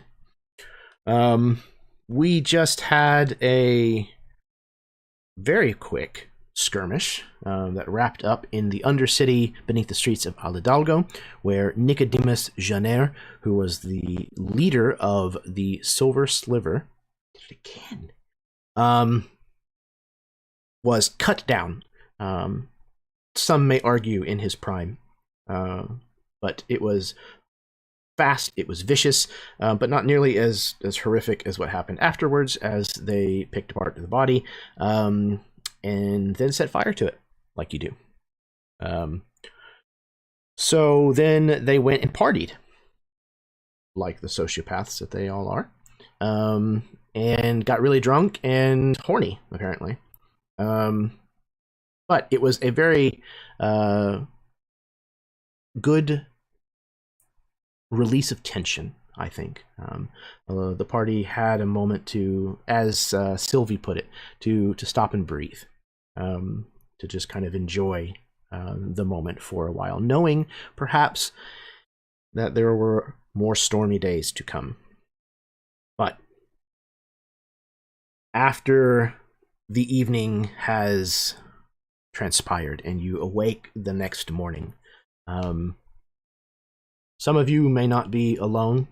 Some of you may be alone with the company of a hangover, but you awake all the same. What are you doing today?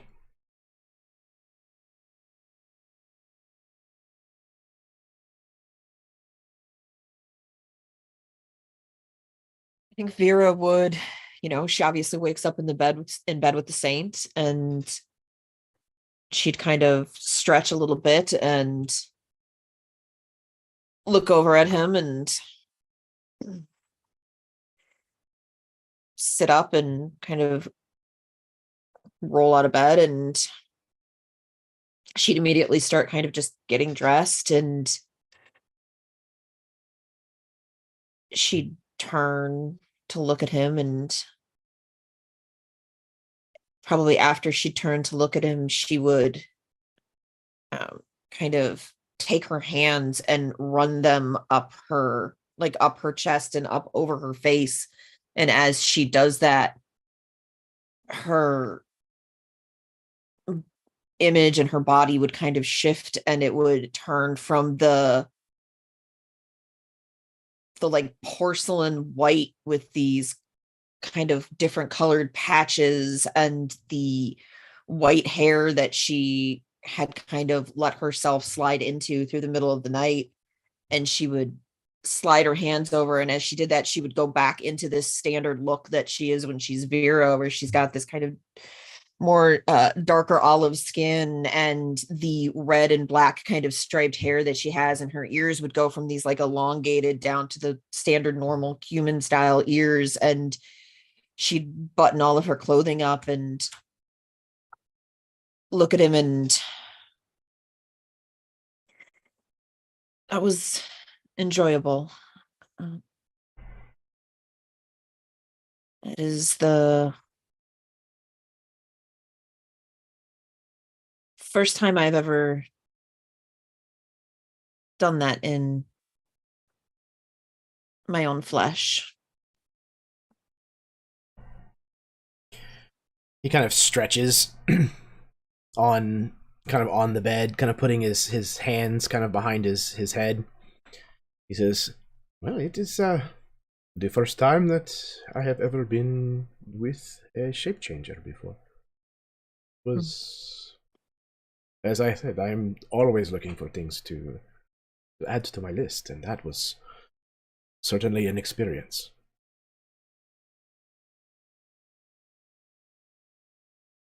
So kind of like crimp at her clothes and her sleeves a little bit, and so I'll expect you at the Castillo during Mardival. I should think so. Yes. Happy to hear that there is an invitation standing. She'll look at him and just nod and smile, and so there's probably a plate of fruit or something on the table nearby, and she'll grab a berry and pop it in her mouth. And good. I'll probably be bringing my girlfriend with. Very well. Make sure that Guillaume also practices, he says, and he winks, and then kind of like rolls over and starts getting dressed. Yeah, that second set of horns we heard was rather pathetic sounding, wasn't it? They were a little out of tune, yes. They were. She'll walk over to the door and open it up and kind of give like one more kind of toss of her hair, and maybe there's like a white strand somewhere, and she'll see it and she'll rub her hand over it and it turns into that deep red color. And she'll open the door and just right as she's turning and leaving, right as she's walking out, she'll just look back in, give him a bit of a wink, and then shut the door behind her and head out into the tavern to meet everyone else.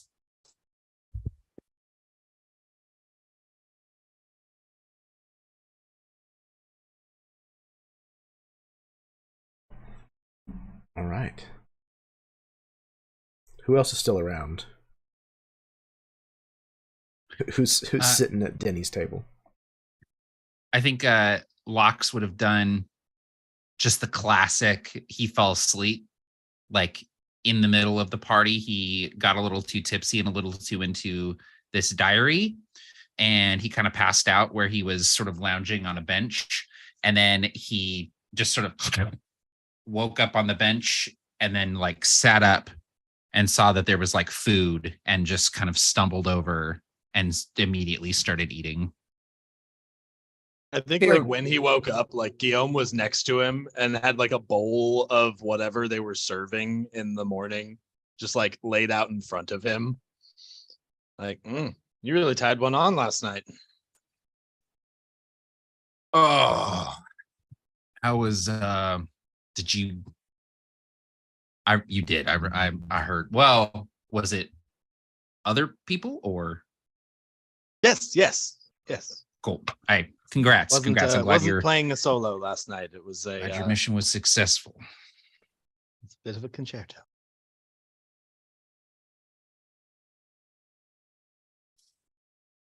Concerto. Something sounded a little out of tune towards the end of the night.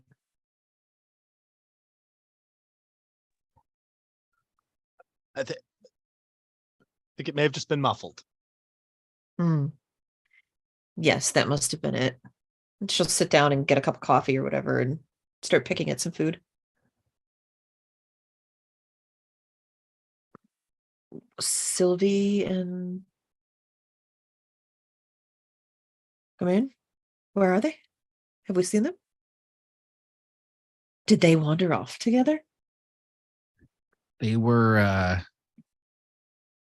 think they were still dancing when I passed out. That was, I don't know, probably 3, 4.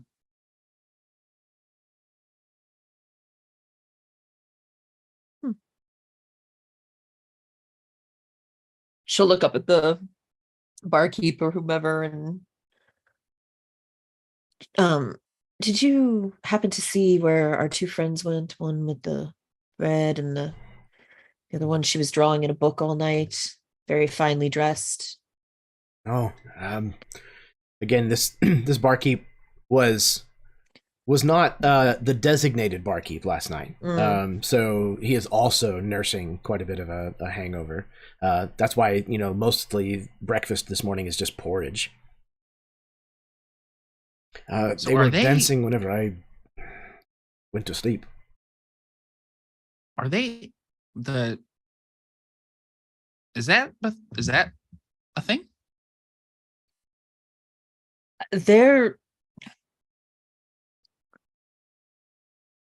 There's something there that is, I don't know.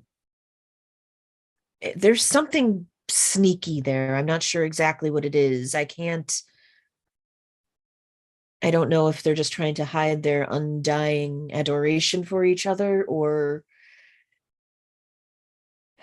if they have some complex, one of them needs space, one of them needs time, kind of, I don't really know. But there is something there. I'm just not sure what. Interesting. Chimeran is, well, there's something else there too. There's a weirdness with just sneaky. I don't know. I don't know exactly. Maybe you do better asking them. Well, I think that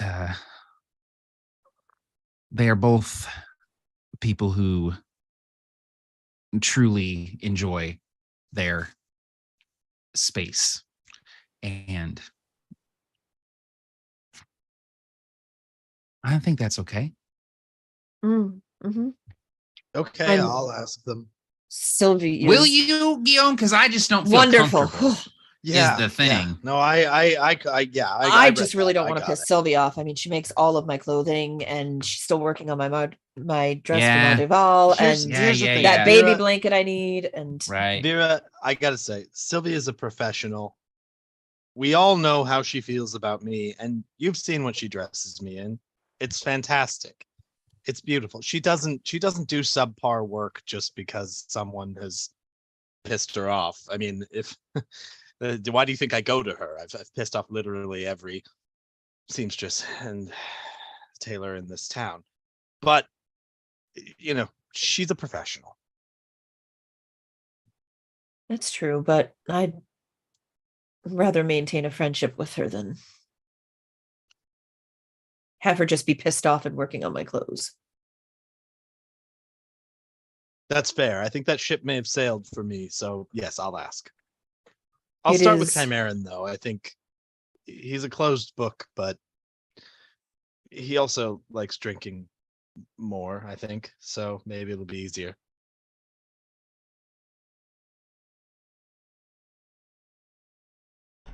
All right. So while this group, I just lost the word, ponders on what could be the truth, where do we as an audience find Sylvie and Chimeran? Are they together somewhere? Are they separate? Where are they whenever they awaken? I think you find them actually together at this point, but they kind of wake up, they're looking at each other, and it's like unspoken between the two of them. Chimeran just quickly leans over, kisses Sylvie on the forehead, and then gets dressed, makes himself presentable. You see him binding himself before he puts on his clothing, and then as he leaves, he just kind of winks at Sylvie, and then closes the door softly, and then you hear him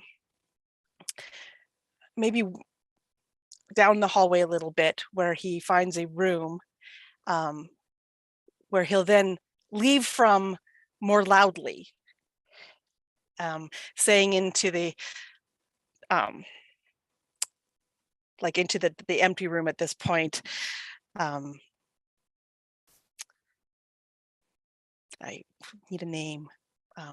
Dimitri, it was great to have met you, and will, loud enough that maybe it'll kind of pass into the common room a little bit, and then he'll stagger his way into the common room, kind of looking all, I don't know, arrogant and full of himself like he usually does, where he sidles up to Guillaume, and Locke sits down beside Guillaume and went, heard you had a good night last night. So what's the deal with you and Sylvie? I think at this point, maybe Chimeran who was already taking a drink of something, reached to grab something and was taking a drink, And you see him almost like sputter a little bit before he puts it down. What do you mean? She's a great seamstress. She's our friend. She's been there for everything. Yes, that is our relationship, the three of us with Sylvie. But none of us danced until the middle of the night with her. I mean, listen, obviously, I'm not the best at reading people. I don't always get it right, but I noticed something. I mean, you can deny it if you want to. That's okay. I'm not going to force the issue, but I am going to ask.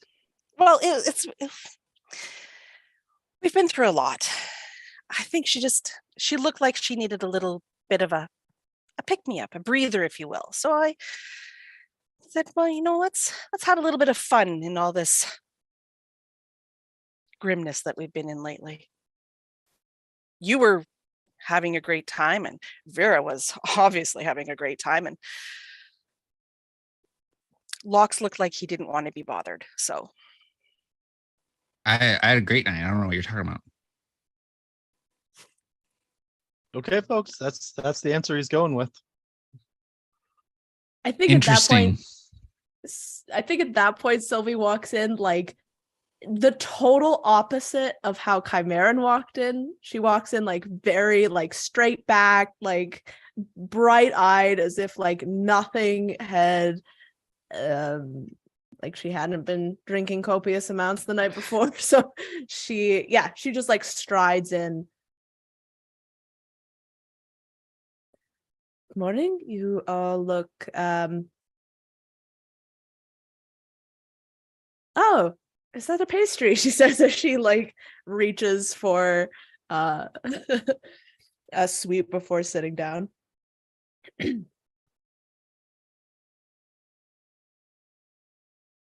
think at some point, Guillaume is Armand's- awkwardly silent. I think at some point Armand comes down the stairs, kind of, putting his hair kind of half back.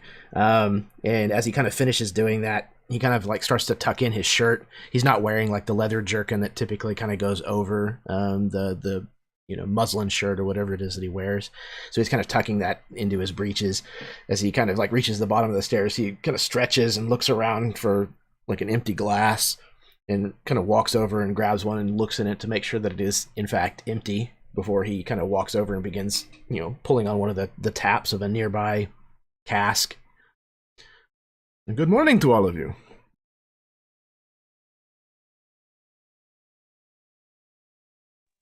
Good morning to you, Armand. Lovely to see you this morning. How was your Same. evening? He'll give a kind of wry smile. It was splendid. Very splendid. It sounded like yours went well as well. It's a lovely establishment here. You have sounded. here, fine, lovely people. Ah, yes. Many, many friends can be found. So, I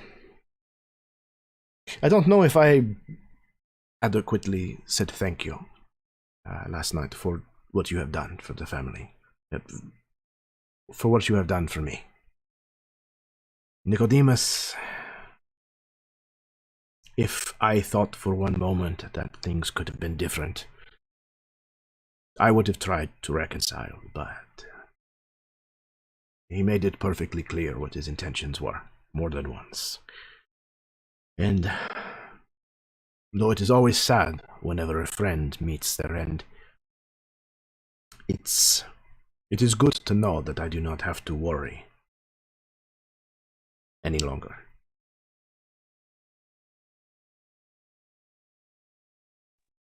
How long have you known him before he... Nicodemus, probably going on a decade and a half or so. Well, if it's any consolation, his end was quick. But he was a right bastard, so he deserved whatever it was that he got. But Still, to Nicodemus. He raises the glass that he's just poured, and then takes a sip. Vera would lift her coffee cup or whatever it is that she's drinking and toast with him. Did he have, other than you, any notable enemies? Well, in the time that I knew him, he certainly crossed blades with more than a few people. Most of them, however, did not end up alive to hold a candle for a grudge. But I suppose that he certainly made his fair share. Why do you ask? Well, he, and Lox will bring out the diary. He had this on him, and I'll hand it to him and say, he was, pretty obsessed with finding the Highwayman.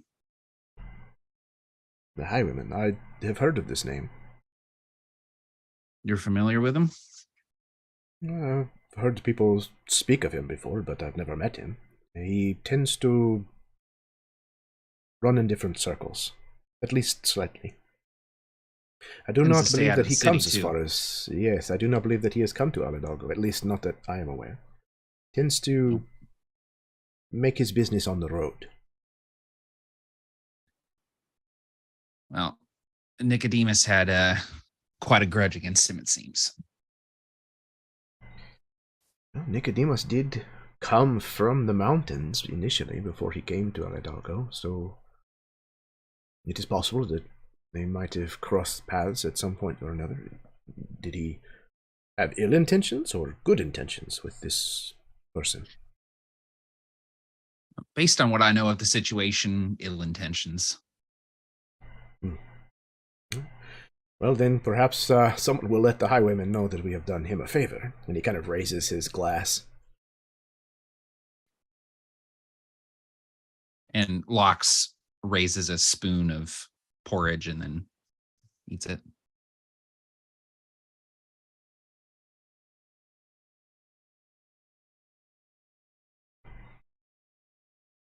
Okay, the question still stands.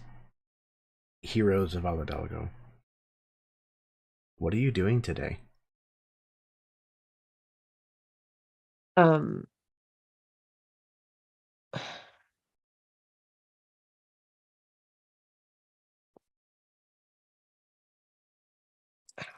we doing today?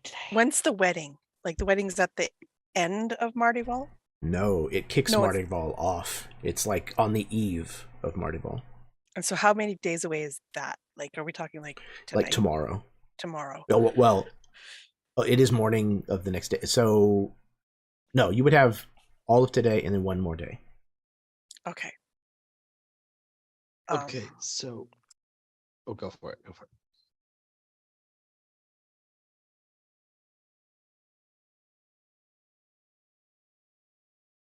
I know I need to get back to the Castillo. I need to get things in order. We've got Mardival starting in a day and a half, 2 days, and it's a very busy time for me. I have to admit that I do have a lot of fittings scheduled for today. Last minute preparations. I need to check in on Ella. I'm concerned.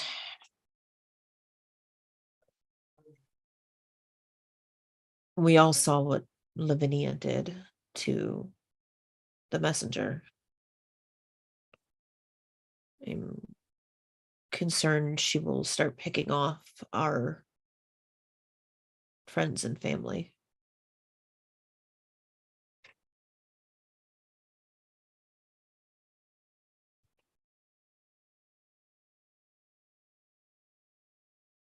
She'll look at Guillaume and she'll just say, like your father. I was hoping to avoid it, but I was thinking it might be necessary for me to check in with him. I know he said it wasn't safe for me there last time I stopped by, but I could disguise myself. I did have another idea that I don't know how we'd go about this exactly, but Are you looking to stay with your fiance? I don't have a fiance. I am a free agent. I am an unattached single man. It's just so easy to pick on you. Sorry, continue. I understand. I'm starting to understand. But we don't know for sure that how much information do we have about Rockatore? We know that he is generally loyal to the Padre, but we don't know if he knows the full extent of the Padre's condition and plans. It's possible that it would be in our favor to maybe try to send him a message or let him know somehow. Worst case scenario, he already knows, and he continues doing whatever he's doing. Best case scenario, he's curious and starts looking into the Padre and maybe realizes that something's up. I know that we don't trust him. I don't trust him, but it's a thought. Isn't Rockatore the one that Lavinia is marrying? No, Or is she that is someone else? marrying. She is marrying the newly appointed Visconde, the son of Torin Agneyassa that was murdered in Sylvie's shop. Rockatore is the captain of the Justicaros. Oh, I had But another question for Armand as well about the fellow that was murdered. If he doesn't know by any chance that guy wasn't a were rat, was he? Agneyassi? Not to my knowledge, no. Okay, just had to ask with the silver. But Vera, sorry, what were you saying? Armand, didn't you tell us that your rats had been watching Rockatore and have noticed that he's deeply involved in whatever the Padre is up to? There is no question that he is the right-hand man of the Padre. If what you say of the Padre is true, I suppose it would become a question of how open he is about this. If you have found out about it, then some people must know.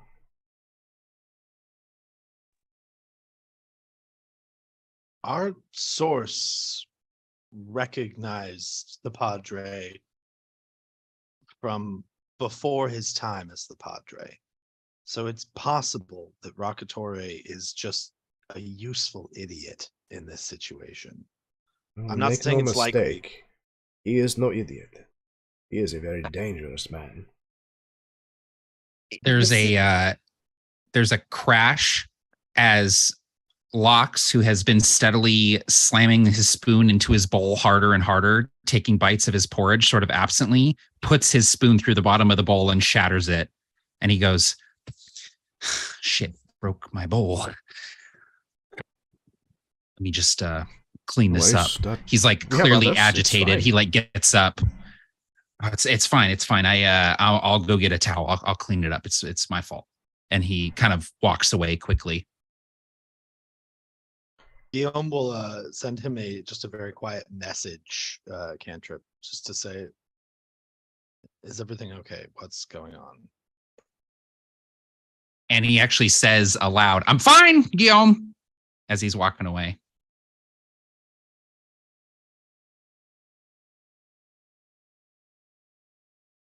Armand, is there any chance you had any time? I know we weren't gone long yesterday to look at the list of names we gave you. I did look it over, yes. Let's just see.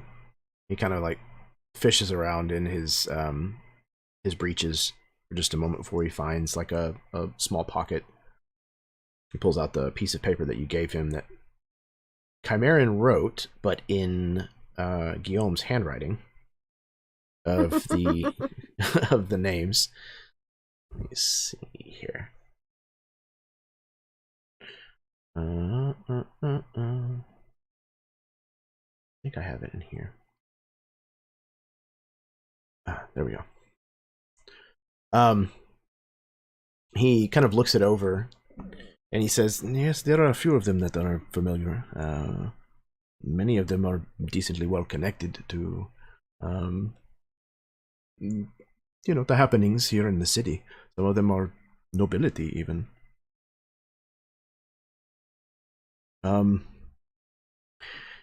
This Corone, I don't know this name. It's not familiar to me. She works for me. I see. Well, that is interesting. She's currently pregnant, about 4 or 5 months. I see. Valgarma, I do know this name. This is a...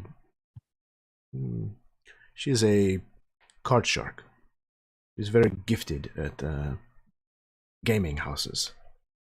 She's also pregnant, I believe. Some of the rest of these names, like I said, I do not know. I know of them, but I know nothing of who they are. Campania, that's a noble family, so... Vitala. La Vitala is a fortune teller, if I'm not mistaken, on the far side of the city. Most of the rest of these I do not know. Sorry, I could not be more help, but perhaps with more time. No, I think you were more helpful than you know, Armand. Yes. I think I would bet just about anything that all of the people on this list are pregnant. A list of pregnant people? People who are about 4 to 5 months pregnant. Maybe about 6. Children who were conceived during Amiga's Ada? That is what we think. Why in the world would someone want a list of... Well, I will have to do some more digging. I am at a complete loss. I think there would be a moment where Vera would kind of reach over and she would kind of very briefly, like, and gently, she'd put her hand on top of his just for a moment, and she'd look at him very seriously, and she'd say to him, just be careful with what we saw Lavinia do. If she is someone who is new, just don't dig yourself in so deeply that you end up suffering and something ill befalls you. We would not like to see that. And she'll kind of give his hand a little pat and then pull hers away. I would have to agree with you. I am in no hurry to die. But whatever it is that is going on, if these things are all interconnected, then we are in a very busy spider's web.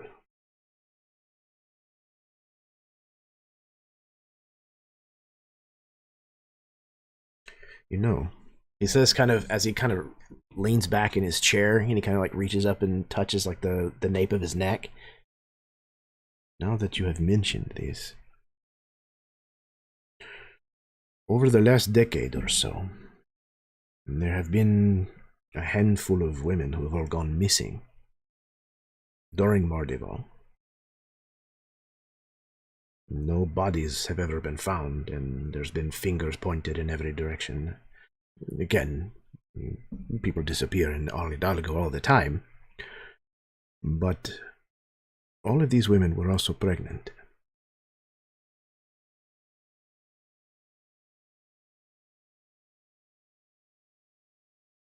She leans over to him and points to one of the names on the list, the de la Apazuelo. She says, she's pregnant also, and currently being shunned by the women of society because the rumor is she got pregnant during Amigazada. Amigazada. Well, these women on this list, there is a very real chance that every single one of them may be in danger.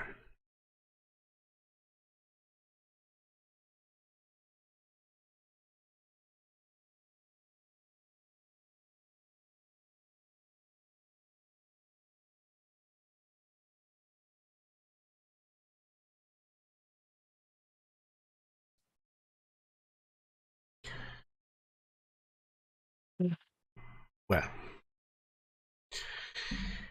if there is nothing more, I think perhaps I will begin asking questions. Sounds like there may be a lot of people to try to talk to today.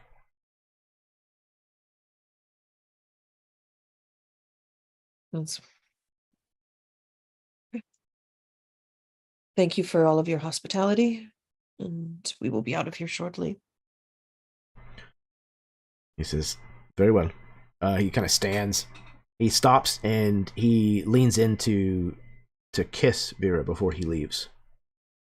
Yeah, she'll absolutely return the kiss to him. He lays it on pretty thick, especially for like an early morning kiss. Mm-hmm. Yep. She'll reciprocate in kind, so. And he kind of, stands up, rights himself, and kind of leans back and kind of says, well, today may be a good day yet. And he kind of strides out of the room. Guillaume lets out like a very contented sigh when they kiss. That's just like very clearly says like, hot people kissing. At one point, maybe when the kissing's happening, Chimera will get up and will go actually approach Locks, whom I'm assuming has not yet returned to the conversation. You okay? And he's standing at the counter with like a rag and he's like wiping like porridge off of himself. And he goes, yeah, I'm all right. Thanks. Just, just in my head a little bit today. Is there anything we can do to help? Do you need to talk about it?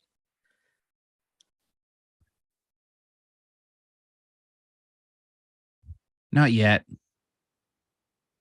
Best thing you can do is just be ready to listen when I'm ready to talk. And with that, I think Chimera would just, give that, could kind of slap on the back, like, I'm here for you. And we'll turn and walk away, knowing that.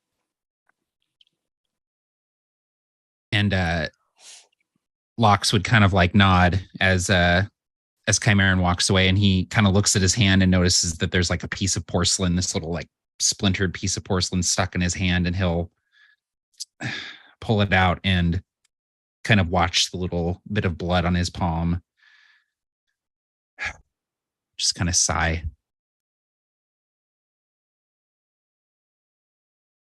I think Chimeran would hear the sigh a little bit, and you'd see a pause in his step, and kind of like he won't look back, but you can kind of see that he wants to. He's kind of tilts his ear back, and when nothing more comes, he continues forward to the rest.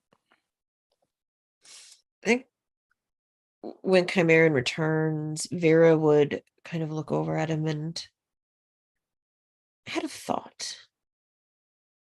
What if we visited some of these people today. There's a fortune teller. Perhaps you could go get your fortune told.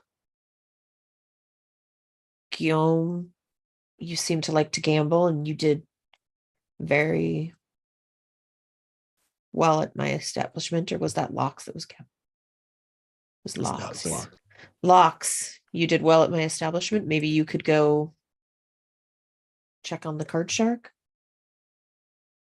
Sure. Yeah, I've can do. got my girl at my place, but also I had intended on taking a baby blanket for other reasons to del abuelo. These names kill me. Yep. That lady. And you know, maybe Sylvia and I could go visit her and deliver the blanket. The baby blanket. It might. And then what was the other name that Armand said was a wealthier family? Chimeran could go look into that. Maybe we should take a few minutes to go investigate some of these women and I speak think with that's them. a good idea. I also think you had a good point earlier, and I should probably check in with my father, let him know that there might be some danger headed his way. I'm definitely going to be checking in with Ella.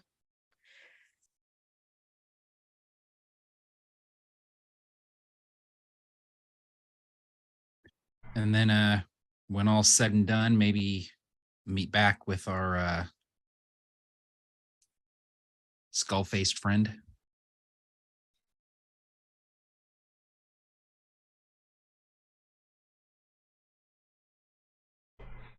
Okay. Okay. So the idea is to break, go handle some business. It sounds like, as well as also try to pay some social visits to the names on some of the names on this list, and then to meet back at the Condessa's estate. Okay.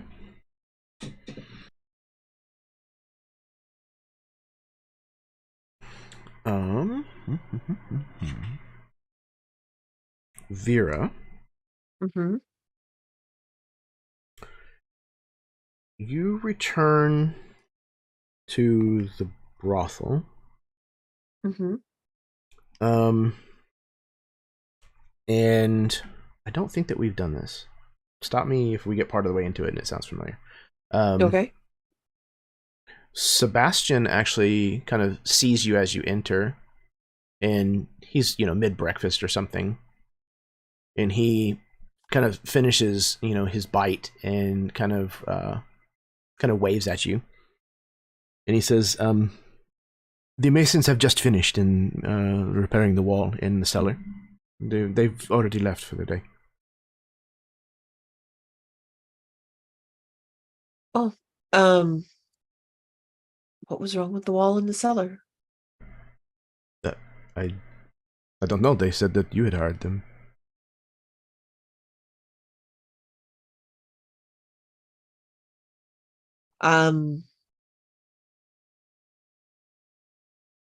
I have not. No. You have No, no knowledge of yeah, this. no, she's telling him I have Oh. not. No, Oh. Sebastian, I did not hire anyone to repair. There was nothing wrong They were with the working cellar wall. most of the day yesterday. They said that I thought that you had given permission, that you had hired them. I'm so sorry. I would have stopped them otherwise. If I had hired someone, I would have told you I hired someone. Well, you've been away a lot lately.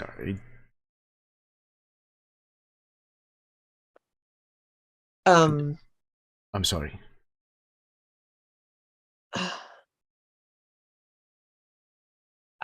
Vera is going to immediately kind of turn around, and she's going to what is it? she's gonna unwrap from her wrist this like thin piece of copper wire, and she's going to kind of start casting, and there's this, she hums this song, and she pulls the copper wire out in front of her and she starts humming, and it, like, the wire kind of starts to visibly move like a sound wave, and then into it she's going to send a sending spell to Locks, and she's going to say, I need you at the Castillo. Someone has been in my basement. Something's been done. Come fast. Get the others if you can. Am I able to respond? Yes, To you can the respond with message? 25 words or less. Oh man. Okay. You just hear back, on my way. She looks at Sebastian and she says, is anyone in the basement now? No, not to my knowledge. They, like I said, they left. And everybody was still sleeping until recently. Lock the door, heading down. No one is to go into the basement until some of my friends arrive. Okay. He kind of very quickly gets up and kind of has to go over to a drawer to get the key, and then kind of goes over to the basement door to lock it. Is everything okay?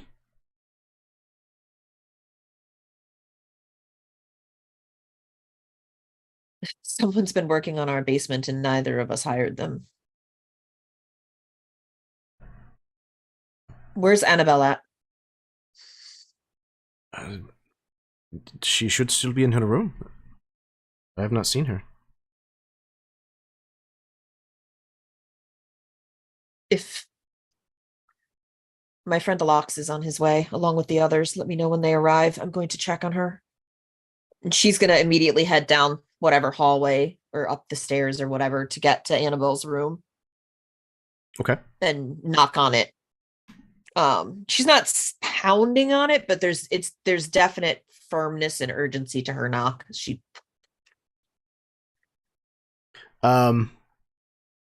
There's no answer at first. And then after the second kind of barrage, you hear, yes, who is it? It's Vera. Oh, you kind of hear like her scramble. She kind of heads to the door and opens it. Oh, good morning. I didn't know that you were here. I arrived this morning. Are you doing well? I did not sleep very well last night, I'm afraid. Why not? She kind of looks down at her belly. She smiles, and I feel like the way Vera is with her staff, she reaches out, maybe puts her hand on the belly, and it's not like in a weird kind of way or anything. It's just Vera's very protective of all of her people. So she leans out and kind of reaches out and maybe feels on her stomach for a second. Maybe the baby kicks or something, and she'll look up and smile at her and say, well,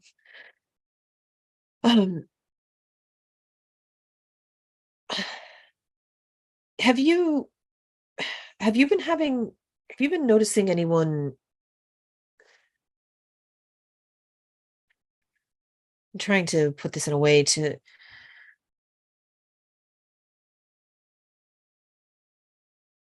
have you been noticing anyone odd hanging around the Castillo at all lately? Like anyone She outside kind the of- norm, aside from Yeah, our she kind of- regulars?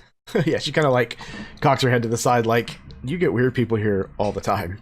But whenever you kind of elaborate, anyone outside the norm, she realizes, kind of more the direction that you're going.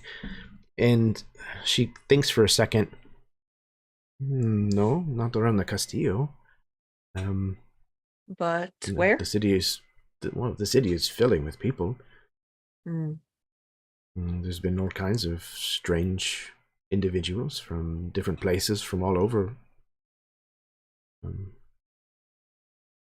Why? What are you expecting someone? Um, uh, no, it's you know how it is before Motherval every year.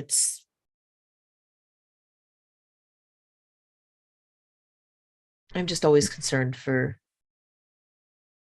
you, for all of you, your safety, and now that you've got this coming along, and she'll kind of like pat her stomach again a little bit, and I don't know, something in me is telling me I need to watch out for you more. Well, I have been meaning to ask, bless you, since I'm not really in a customer service way, I was wondering if maybe there were other ways I could help out. Maybe more in an administrative function.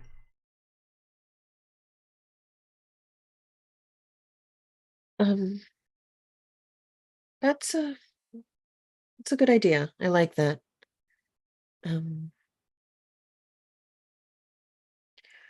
Perhaps you could start overseeing some of the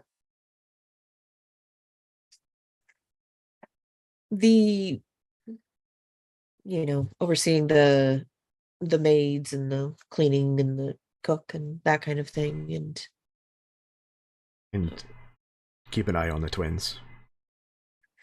yes, I love them both dearly. They're younger siblings, if not children to me, but the two of them can be they can Oblivious. definitely, yes, they can be oblivious to a lot. And- I like that idea. Just perhaps maybe keeping a little bit of a track on the comings and goings, especially with the festival and everything. Oh, speaking course. of which, one of the first things you can do for me, I need to block off the third floor, the suite room up there. I need to reserve that for all of the festival, please, for a personal guest. If someone had already booked it, should I just move it? Um, no, if someone's already booked it and it's been paid for and everything, then grab me another room up on the third floor. I will see what I can do right away. Okay. I imagine there's probably like the first knock on the door at that point. She'll turn and open the door. Oh, go ahead. I was just gonna say, how long will it take me to get to the Castillo, Jeremy? That could be you, for all I'm concerned. Oh, maybe it is. Oh, what door are you talking about? Knocking on her room door that we're in, or The front door of the Castillo. Oh, okay. Yeah. Then I misunderstood. I apologize. You had them lock the front door, right? Yeah, I had him lock the door to the basement and stuff. Gotcha. That's what I had him lock. Okay. I wanted him to lock it and not let anybody down in the basement. But no, Just the the front door basement. is still open. Yeah. Gotcha. Okay. Roger that. All right. So then, not a knock at the door. Someone, their arrival has been announced. However, it is that Vera receives that kind of notice that, that someone is here that is not simply a customer. I assume Sebastian would probably send someone up to come retrieve me because he knows where she's at. So yeah, perfect. She'll head down and meet Locks. Are you okay? Is everything all right? She'll pull him into a side room. I'm fine. I got back this morning and Sebastian told me that the masons that I hired had been working on the basement wall and fixing it all day yesterday and through the night into this morning. And Lux, I didn't hire anyone. Oh shit. Okay. Someone's been doing something in my basement and okay. and when I should go down and check, yeah? Yes, I didn't want to go down myself because if there was something No, of down course there, not. I can't. No, So the two of us, yes. Or are the others on their Yeah. way? Well, no, I came straight here. I didn't Okay. know if you. I didn't know if something was wrong or you were hurt or No, something. no, that's fine. That's fine. Okay, let's go. Yes. Yeah. Okay. Y- And You'll kill them and I'll keep you alive, right? That's the plan. That's how we do this. hey, that's how it works, right? Okay, that's great. That sounds great. Okay. And Lox will grab out his rapier in one hand and pull a dagger out of his boot with the other and kind of do a little flip with it. And he kind of like inclines his head towards the door and say, "This one?" Mm-hmm. Yes. Unlocks several it. people that are kind of milling about, kind of have a little bit of a jump whenever like there's all of a sudden an armed individual in the middle of this brothel. And I go, rats, big rats down there. We're gonna go take care of them. Oh, they seem to buy that well enough. Sebastian unlocks the door and he kind of very bravely says, "I'll stay here." Absolutely. If you hear me scream, oh fuck, call for help, call for help. I can do that. Lox will go down the stairs, kind of slowly, and as soon as he's able to kind of like peer into the basement, he will. Okay. You head down into the basement. I imagine that the cellar here is decently well appointed. Probably maintained fairly well. I imagine it's frequented, pretty regularly. So you have no problems really kind of seeing down here, especially with your dark vision. Kind of looking around, at first you don't really notice anything that seems out of place. You can roll a perception check if you'd like. You can have advantage since Vera is basically right behind you.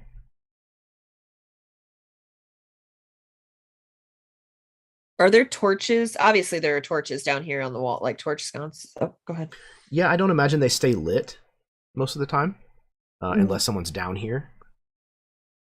Right, but yes, someone they're who, there. Yeah, so I could prestidigitate and Sure. Mm-hmm. light a torch up. Okay, yeah, she does that while he's looking around. Nat 20. Okay, so the first kind of passes, kind of sweeping your head back and forth while she's messing with the torch on the sconce. Nothing really looks out of place, but then you spot it. There is what looks like a glob of mortar that is still wet, kind of sitting on the floor against one of the walls. And when you look closer, you realize that the mortar between these bricks looks like it might still be wet, and that the stones that were used on this one wall, kind of walling in this arch, are different than the stones that are present in the rest of the cellar. Okay, it's here, Vera. There's it's still wet, still drying. See here, the stones are slightly different. This is new. Did we pull it down?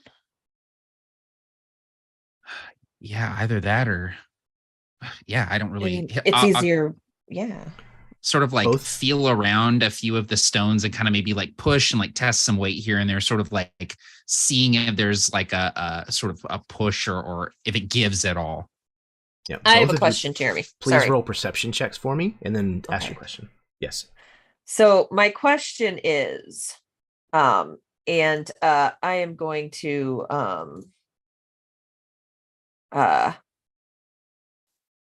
gonna bardic inspiration Lox while he does his perception check too. So that's a D8 for you on that. Ooh, I'll go ahead. I'll roll that D8 and add it to that 14 if I could. Yeah, And then absolutely. Okay. my perception roll. Ooh, oh, I rolled really good. Dirty 20 on that now. I got a total of 24. 19 plus Fantastic. 5. Okay. My question is, Yeah, what's your does question? this wall, because this is related to perception, so does this wall, I mean, Vera's lived in this building her entire life, and is this, oh, that used to be a small space there, and now somebody made a wall that was never there before and is blocking off part of the basement? Or is that this is a structural wall that's always been here and somebody did something to it and then patched it up? There used to be an alcove here, and somebody has walled that alcove in. Okay.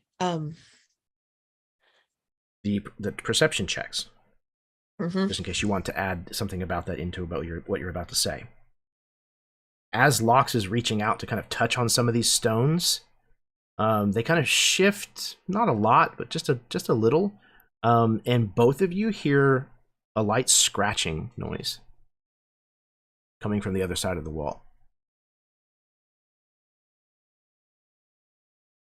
Lox, this used to be an alcove, and there was never anything in this alcove that made those noises.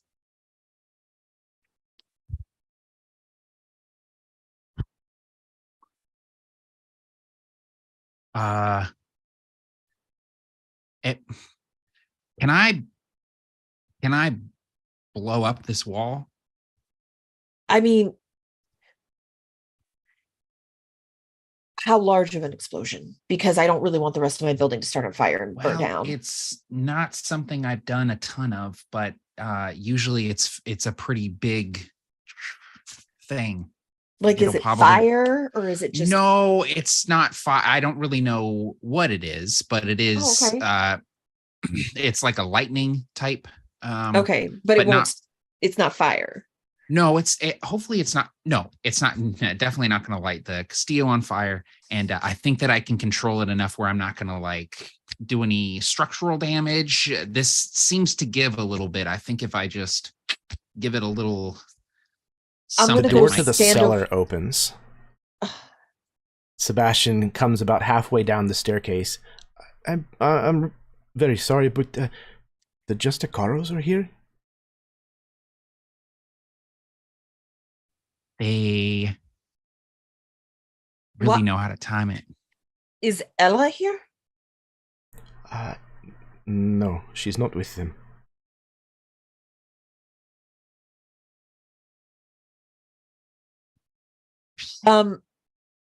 Try to stall them for me. Okay, I will try. Yes, of course. He kind of like plods back up the stairs. She's going to turn to Lox. I don't think blowing that up is good, because if the Justicaros are here, then I am concerned that there might be someone as opposed to something behind the wall, and we're trying to get framed for something. And we all have seen through Guillaume how framing goes, and it doesn't work out well for us. So I would like that to not be a thing. So maybe we just rip down the wall real quick and try to save the person. Yeah. If it's a person. I'll kind of like looking around in the basement for any sort of tool heavy thing that might be down here, stored down here. Yeah, I would imagine that a brothel probably sometimes has reason to force down a locked door or force open a locked door. So I would imagine there's probably a crowbar or something down here that would easily be reachable. So I will just kind of like grab this pry bar and just start kind of like hitting it against the wall as hard as I can, sort of working it in between the stones and the stuff, trying to pry them apart from each other, not necessarily trying to bash the wall down. She'll give him her, because Vera has a rapier, but it's just like, it's not magic or anything, so it's not important. She'll give him her rapier to use to like chisel stuff out too if he needs. Like, she doesn't care at this point. Okay. So give me a couple of strength rolls, Lox. You can use athletics if you'd like. Cool. You want 2? Yeah, that'll work. Take a D8 for one of them. Okay. There you go. Okay. 12 and 6. I'll add the D8 to that second one.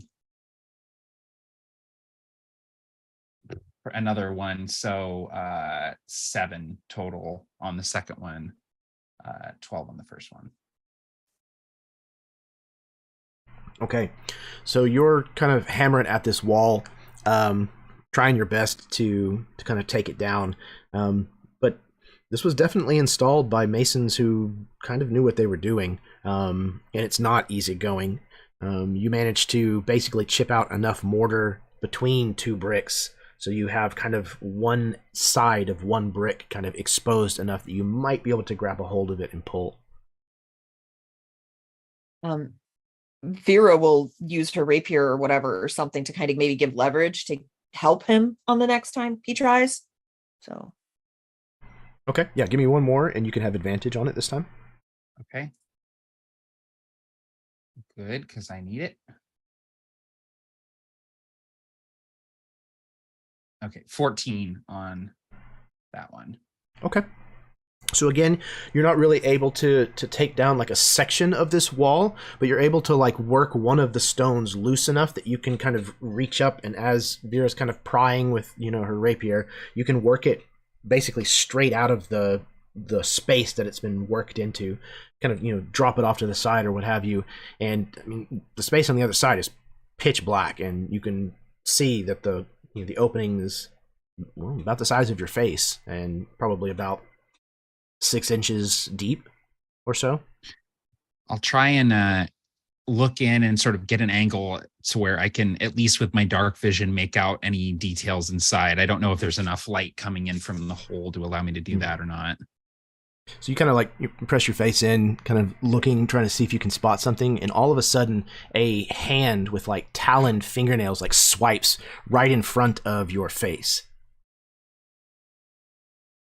Is there a fucking vampire in my house? Lox actually responds the way he sort of like clutches at his chest and sort of steps back. There's something in there.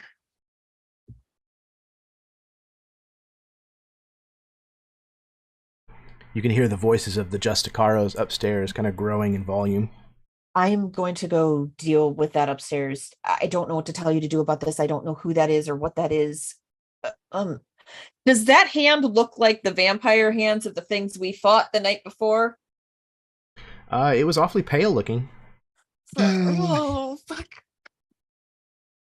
I'm about to uncork an alchemist fire and just push it through the... No.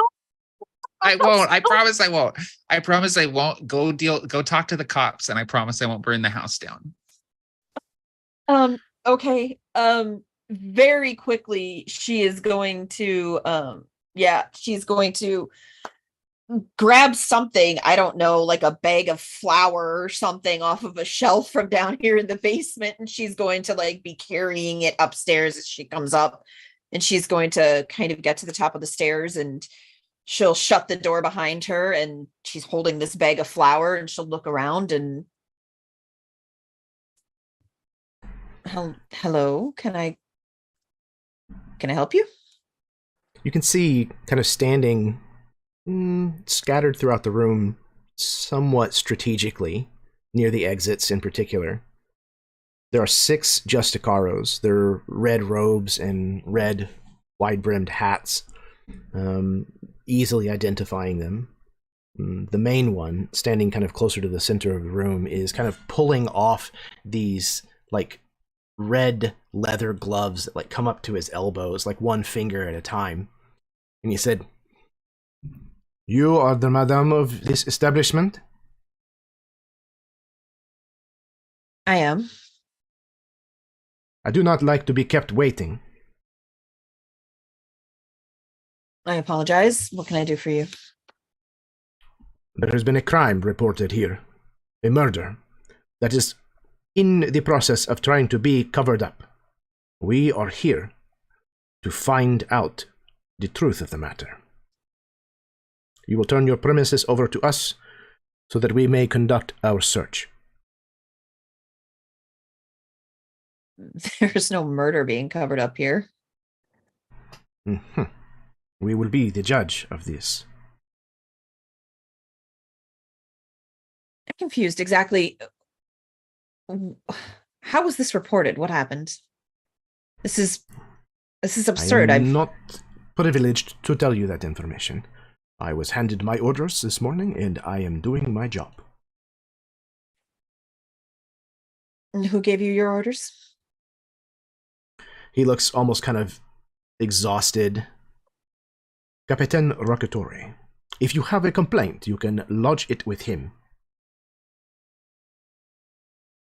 Now, will you kindly step aside?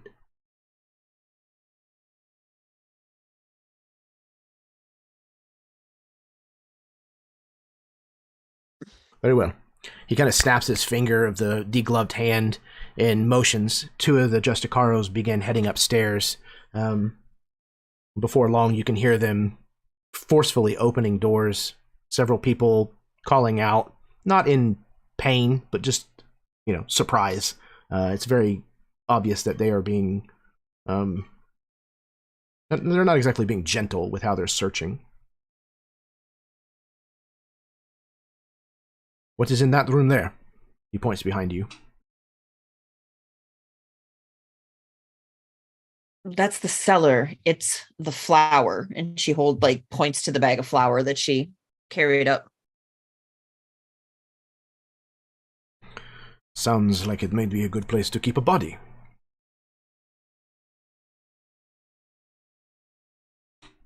I'm really going to have to ask that your associates be a little bit more respectful as they go through the private residences of my staff and the rooms that my customers have paid for. Again, if you have a complaint, you can lodge it with Capitan Rocketore. I will, but I'm also suggesting that perhaps you could do something about it now. Perhaps I could. But instead, he kind of steps towards the cellar. Instead, I am going to check this room.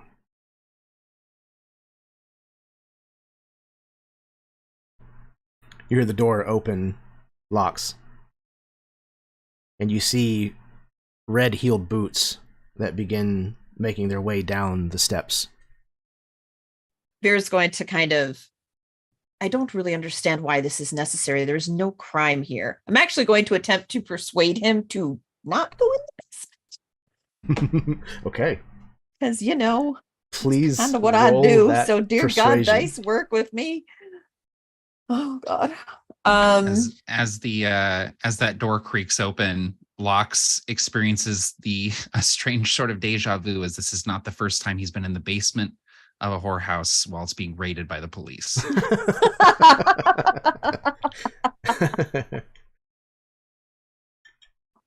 That's fair. So nervous to roll this dice right now. Okay. You got this. You're just lying to the police. No big deal. I mean, it's great. It's fine. Everything's wonderful. I got a 21. Fantastic. It's great. It's fine. He takes 2 further steps down the staircase, and then he stops. You would testify to such in front of Capitan Rocketore. That there's no dead body in this house? Of course. Bodies do a lot of things in this building, but they are not dead and they are not being hidden anywhere. He kind of slaps those leather gloves kind of into the palm of his other hand. Very well. He kind of turns and walks back up the stairs. You will report to the Justicaro's headquarters in 2 hours. If you do not, we will come back. And when we are done, there will be nothing left standing of this building. Vera looks him in the eyes and just holds the intense stare at him, and she says, I will be there in less than 2 hours. He lets out kind of a shrill whistle, kind of the putting the finger and the middle finger or the thumb kind of into the corners of his mouth and whistling. Very quickly, the Justicaros stop ransacking the rooms upstairs, and they come back downstairs, kind of laughing to one another, kind of elbowing one another. Likely they have probably seen more than they're used to as they were going through these rooms. He collects his little squad, and they roll out the front door. As soon as they get out the front door, she looks at Sebastian and she says, "Go lock the front door. Do not allow anyone else in this building." Are they going to be coming back? No. I am going Okay. to go to the headquarters. I need a few minutes in the basement with locks. What And is I wish going there was- on? Go lock the door.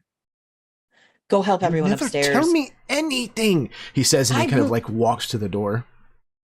Before he walks to the door, she's going to grab him by the arm and kind of pull him in real close to her. And she's going to put her hand up on the side of his head and whisper in his ear. And she says, "I will tell you when we are not standing in the middle of this lobby and there are not pissed off customers everywhere. Go lock the door." And then she'll kind of spin him and send him to the door. He kind of remembers, the current situation and heads to the door and locks it. Let anyone out that wants to leave. Of course, Refund them it's- their fees for the evening if you need to. Do not let anyone else in. And she'll immediately turn around and head back down the stairs and shut the door behind her. And she'll get downstairs. She'll be like, "Lux, what is in my basement?" I think it's a vampire or Yeah, something like it. Yeah. And I blame Vera- Guillaume for this. This is all Guillaume's fault.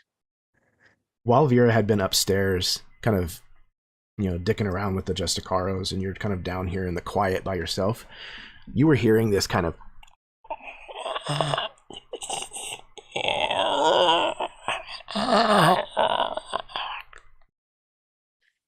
noise coming out of this alcove, the hole that you've made by removing this stone.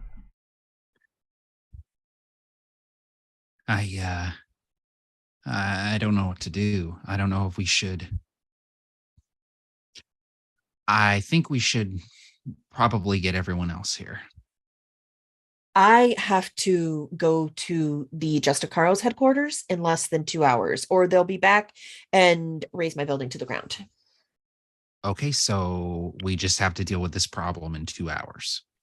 Right. So I am going to send a message like I did for you to come here, and I'm going to have him get Guillaume and Sylvie and bring them here. And I am going to go sit on that stair over there and panic for a moment while they get Yeah. here. I was doing that a little bit ago, so you can do it now. Thank you. I'm glad that we're taking turns. This has been wonderful, Locks. There's no one else I'd rather be going through this with than you right now, Hey, dear. likewise. Yep. My whole Mhm. life is in this building. This is everything that I've ever done, everything that crazy bitch left here, everything. Oh, I Hey, blame Guillaume. This is Guillaume's fault. I blame Guillaume. If Hey. he hadn't have gotten wrapped up in Lavinia, then she wouldn't have framed him for murdering this guy, and then we wouldn't be messed up in this whole vampire mess. listen, the folks who are doing this are Mhm. doing it because they know how important this building is to you. They're trying to hurt you. And Vera, we're going to hurt them back. Okay? Mhm. Yeah. She undoes that piece of copper again. She pulls it out and she kind of starts the humming, and it starts the sound wave effect. And she's going to send a message to Chimeran, and she's going to say,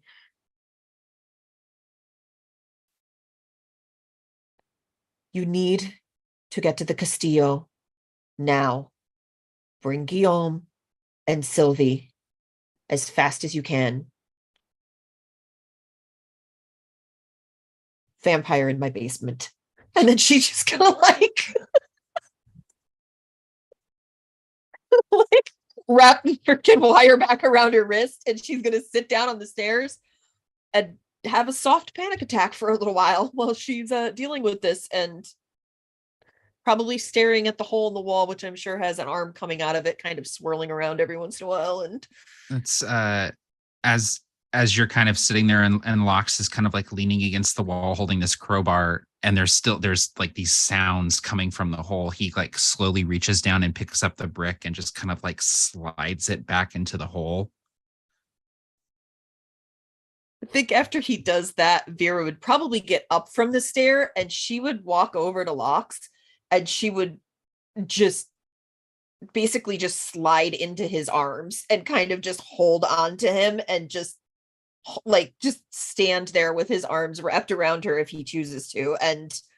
But she's like wrapping around his waist, and she's sitting there and she's shaking at this point,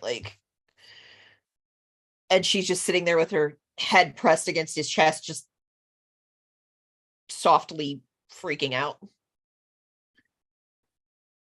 Lox is kind of surprised at first, but then he like squeezes her, and he's just saying, "It's okay. It's all right. It's gonna be all right. Right now, it's really not all right, but it's gonna be okay. We're gonna deal with this." She'll just nod against his chest, and she's not crying. She's just literally freaked out and just shaking. Okay. So, the tough choice before me is now to either end the session here or skip ahead to the arrival of the other three and unveil what this is. I don't know which I like more. I usually do in this situation, but I'm torn. Let's see, what time is it? It is midnight East Coast time. Okay. Am I the only East Coaster here? I think I am, right? I think you are. Mm-hmm. How bad are you hurting, Kenya?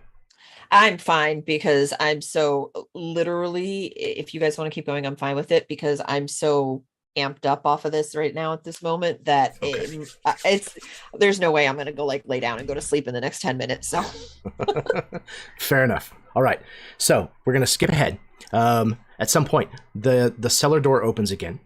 This time, it is Gabrielle who comes down. She comes about halfway down, and she says, "Vera, Sebastian has asked for me to come and get you. He says that you told him to not let anyone else into the Castillo, but your friends are here." Yes. I keep trying to tell him that that's not what you meant, but he's being Sebastian. No, yes, dear, absolutely. She'll kind of press away from Lox, and she'll look at him for a moment and nod to him and pull on her, day-old clothes that are covered in God only knows what we picked up everywhere we've been. She'll kind of, and her shoulders go back and she straightens up, and that whole persona of the panic and the fear and the nervousness kind of just melts off of her, and she tightens a couple of strands of hair behind her ear, and she heads up the stairs. And yes, Gabrielle, go. You were right. He should have let them in, but he's doing what I asked, so it's fine. How is everything upstairs? There have been a few people who have left after the Justicaros have come. They scattered. Did you refund them? Of course, yes. Did you offer them a free night too? For those who asked, we did. Okay. Yes. Good. Okay. She'll shut the door to the basement. Where's your brother? You owe me for one of them. Of course. She walks kind of back towards where Sebastian is, kind of standing in front of the door with his arms kind of folded across his chest, like he's gonna physically stop somebody who comes through the front door. Mm-hmm. And she'll says, "You're such a dumbass." She'll kind of look at her and shake her head and chide her a little bit about Just let it be. She looks at Sebastian.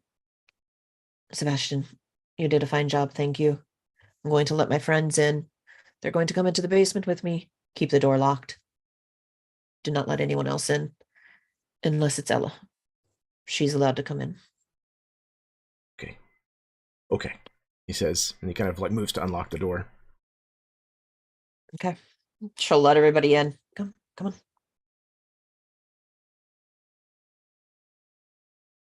And she'll lead What's everybody going on? to the basement, down the stairs, shut the door behind us. She'll press to digitate, light a couple more torches. And she'll just point at the brick wall, like, Oh my God, it's a wall. It's There's a wall. vampire behind it. Oh, I probably shouldn't have been so glib. That's all right. But isn't that fine if it's behind the wall? so It interesting is- story. Oh, go ahead. No, go ahead. I just was gonna say, it's alive back there and not happy, and the Justicaros were here, and are going to be back in 2 hours to search the place if Vera doesn't check in. So apparently Masons were hired by not me and not any of my staff to come into my basement over the last 24 hours while we were gone and brick up a vampire. And about 30 minutes after the Masons left, the Justicaros showed up, ripping apart my building, looking for a murder that had been committed and a body that was being hidden somewhere. And I was able to convince them to leave, but I have to appear in about an hour and a half from now at the headquarters. So, vampire, I need to go get ready to appear in front of, guess who gave the orders for the place to be invaded. I'm just going to let you guys take a shot at this one.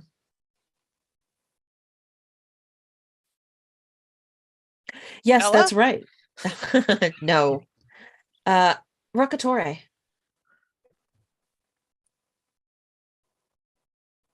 Okay, so that guy's a dick. I was wrong.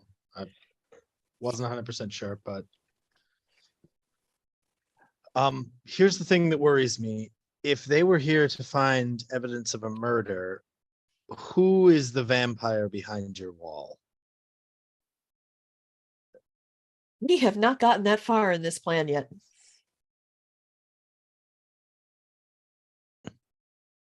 Well, I think it would help if we could see what's going on, I guess. Correct. But since our last run-in with vampires went so well, we wanted to wait for you guys to get here before we unbricked the one that's trapped in the basement.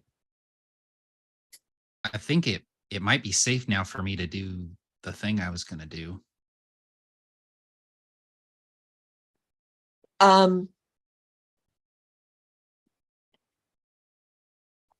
Sure. Let's blow up my basement. I'm going to try Wait. really hard not to, but if I do it right, hopefully it'll take care of whatever's back there too. Wait. Should you kind of Gilman will start looking at like the outlay, like the layout of like the stairs. And, like, Mhm. is there any way that we could funnel some sunlight in here from outside or like the windows or something? I'm worried that we won't be able to just take it down with the means we have available. I mean, there's only going to be one, hopefully, rather than the many we were facing last time. But So I don't think that there are any windows here in the cellar. no. And you might be able, I know in the chat you guys were kind of talking about, possibly grabbing mirrors and things. If you did something like that, you could probably reflect it, down the stairs into here. I think Gilm would want to try that as quickly as possible. Just put up just so there's something, some amount of sunlight in this room, or like in one spot in this room or something, wherever it would shine. But he'll start kind of working on the angles and like trying to do the mental math to figure out, okay, I place one here and that'll bounce it in here, and then that will need another one to counterbalance. I think there's probably even, the mirror from Vera's bedroom that we had seen earlier. But it's like one of those like ovular mirrors that has like an axle in the middle, so it pivots on like a stand. You know what I'm talking about? Like pivots, yeah. So you can like angle it down the staircase kind of thing. So you get something crazy like that set up, especially with Guillaume being a wizard and all that stuff. I don't think that that's going to take too much longer to do. While the rest of you maybe get to work on the wall. And what's the plan? Are you making a big enough opening to try to release whatever is back there, or for one of you to get through? Or With the light to get through, right? Yeah, just I for think the light to get through? I think we want to open it enough so that maybe we can actually like see what is in there first and foremost, because they're just talking about like they didn't really get a good look. They just are making a bunch of assumptions. So if we can make a big enough hole that we can actually see what's in there without actually a big enough that it can get out, while we wait for all the light to set Okay. up before we go make the hole bigger. But we should at least see what we're going to be dealing with. That's Okay. Chimeran's thought. All right, so everybody roll me insight checks.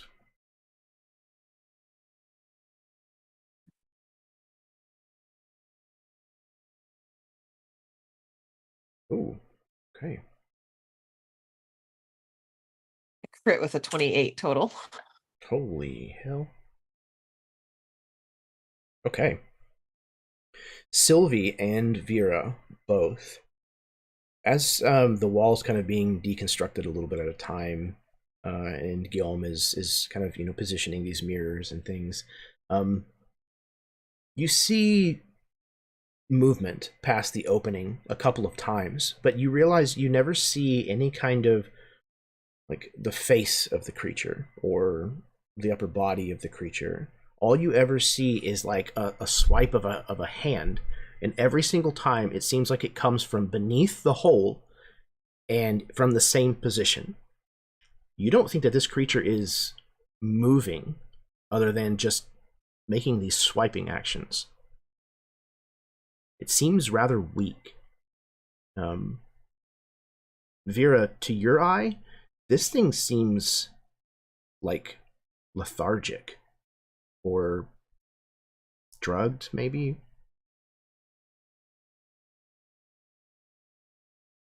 Okay.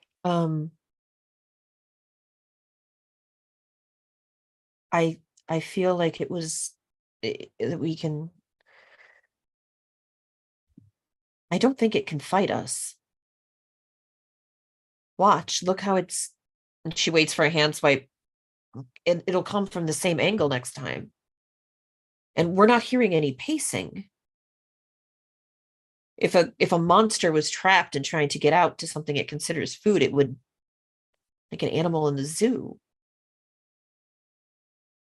Perhaps they have done something to it to make it not want to get out right away.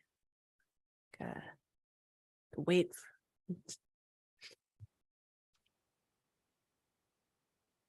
I guess pull the wall down. Let's get it out of there. We've got the mirror if we need it. I don't think it's going to be putting up much of a fight based on this.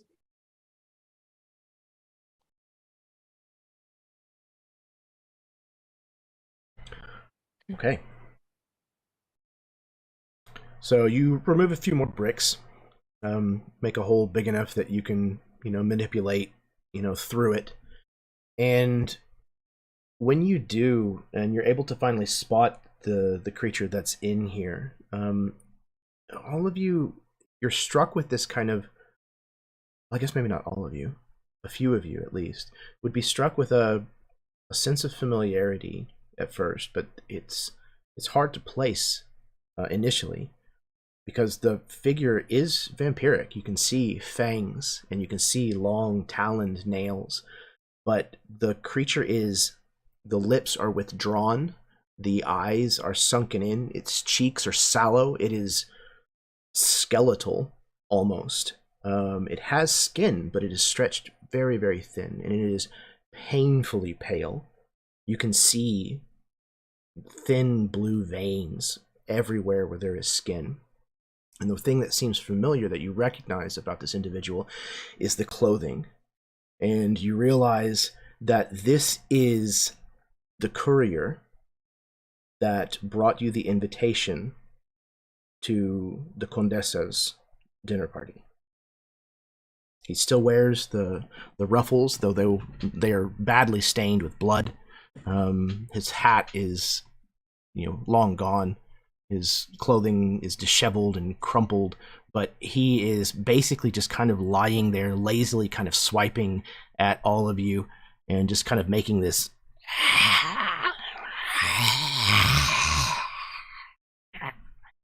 kind of noise. He's trying to kind of move towards you, but he can barely even move. I think seeing that, like, Sylvie puts her hand up to her mouth, like in a gasp, and oh, it is that courier who gave us the invitation.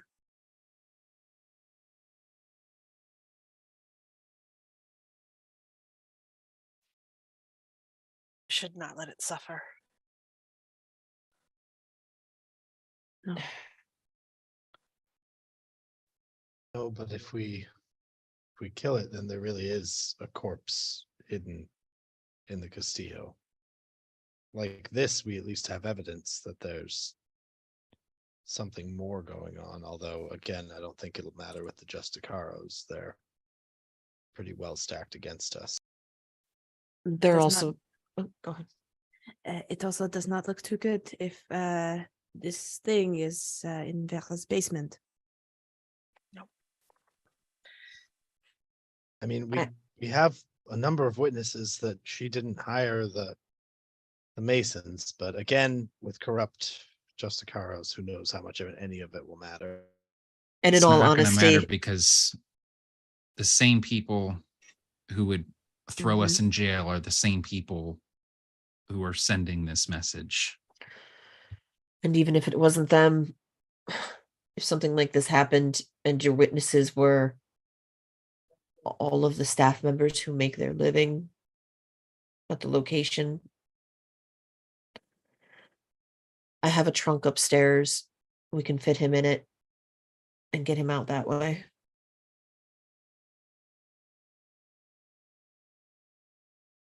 Take him where? Back to the Condessa? The Condessa. Yes. Yeah, the Contessa. This message is for her. Yes, it is. And it's being delivered either by us or through us, whichever one it ended up happening. It just ends up being we're delivering it to her for them. I have to go to the Justicaros. I do not want to go alone.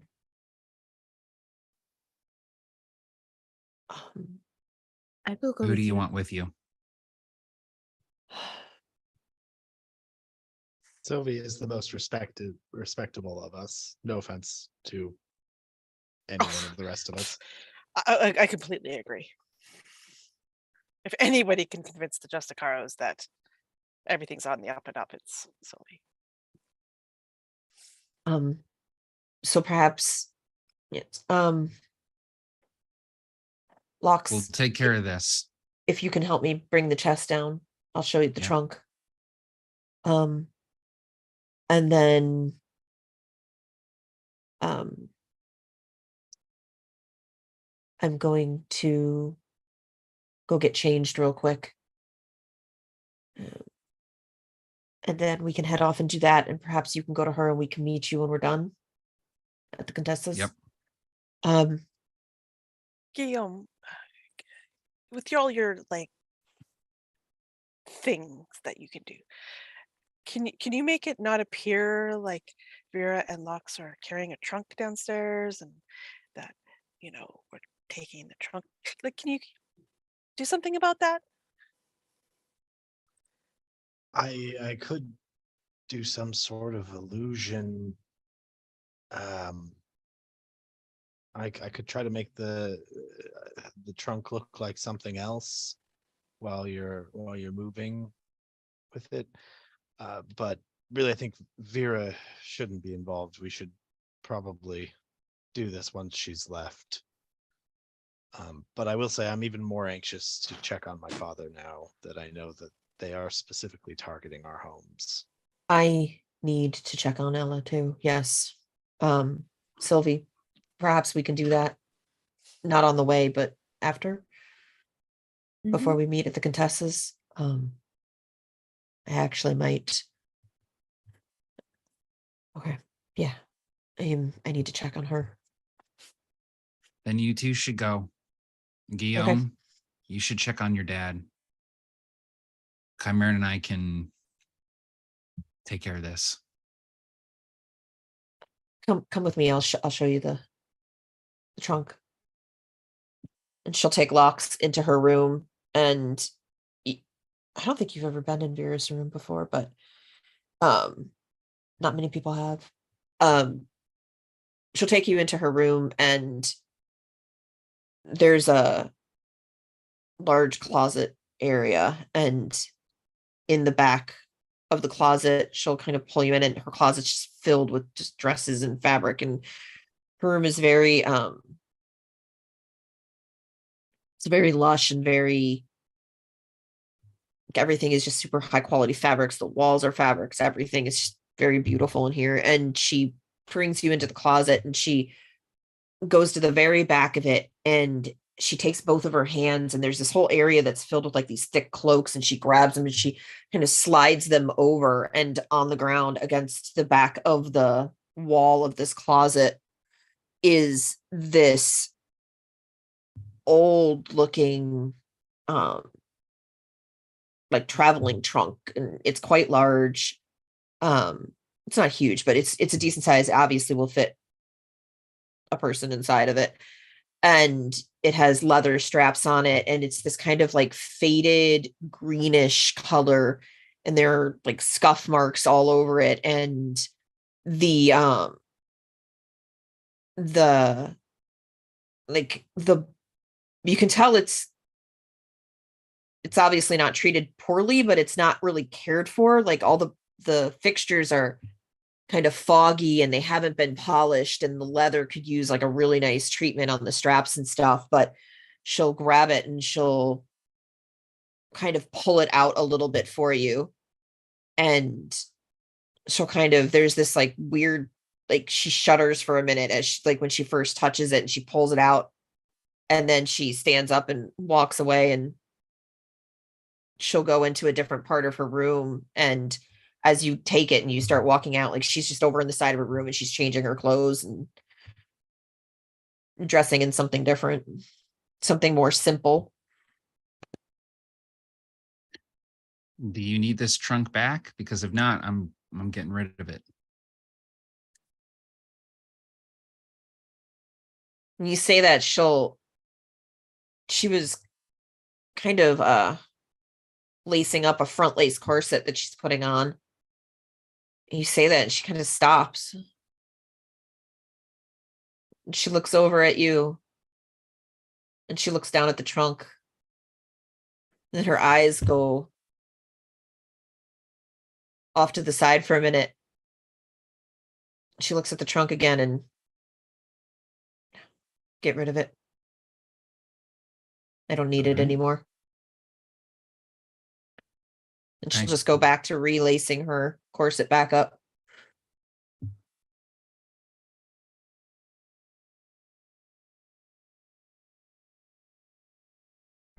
And I think, if I might, Locks, as you're retrieving this trunk, you spot one spot that you think very likely could be dried blood.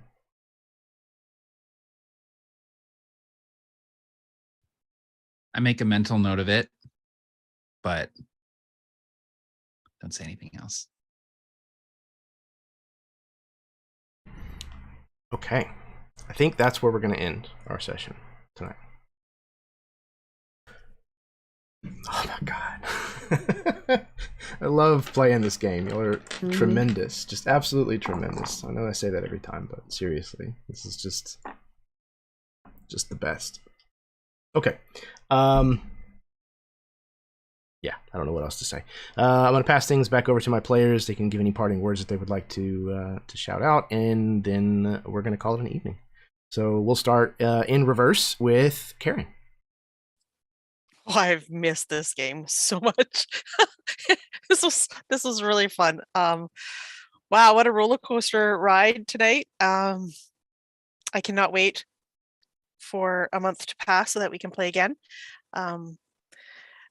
Until then, I am Mything Gerdes, and you can find me over at Mini Terrain Domain sometimes. So, thanks for watching. I see you all like to keep me on my toes. So we're not passing it on this time. No, okay.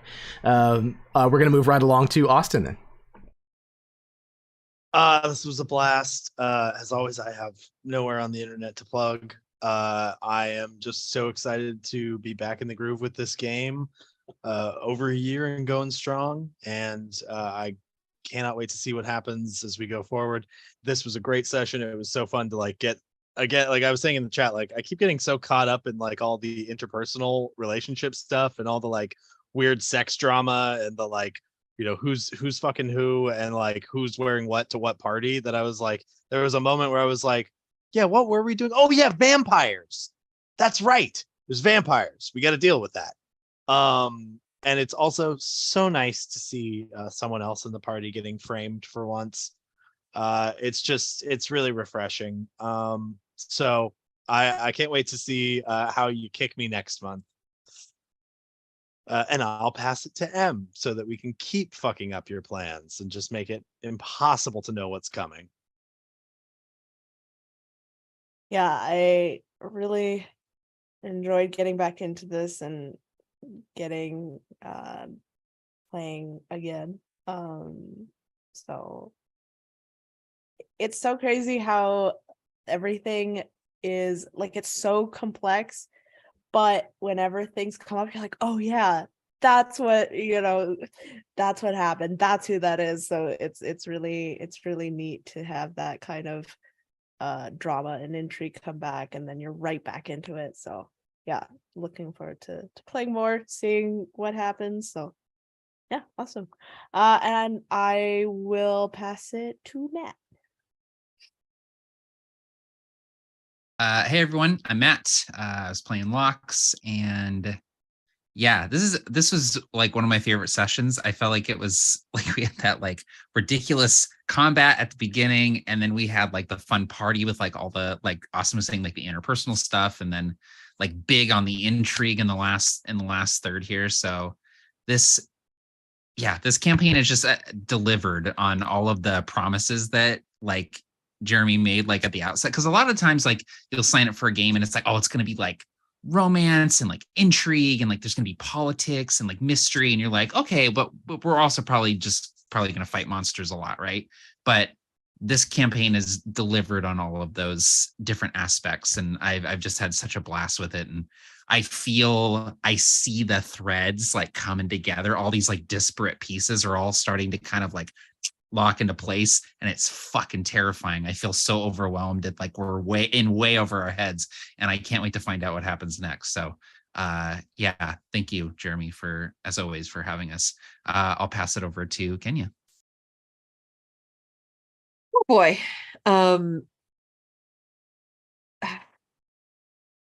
This game has just seriously been, every month it is just one of the highlights of my month, and I can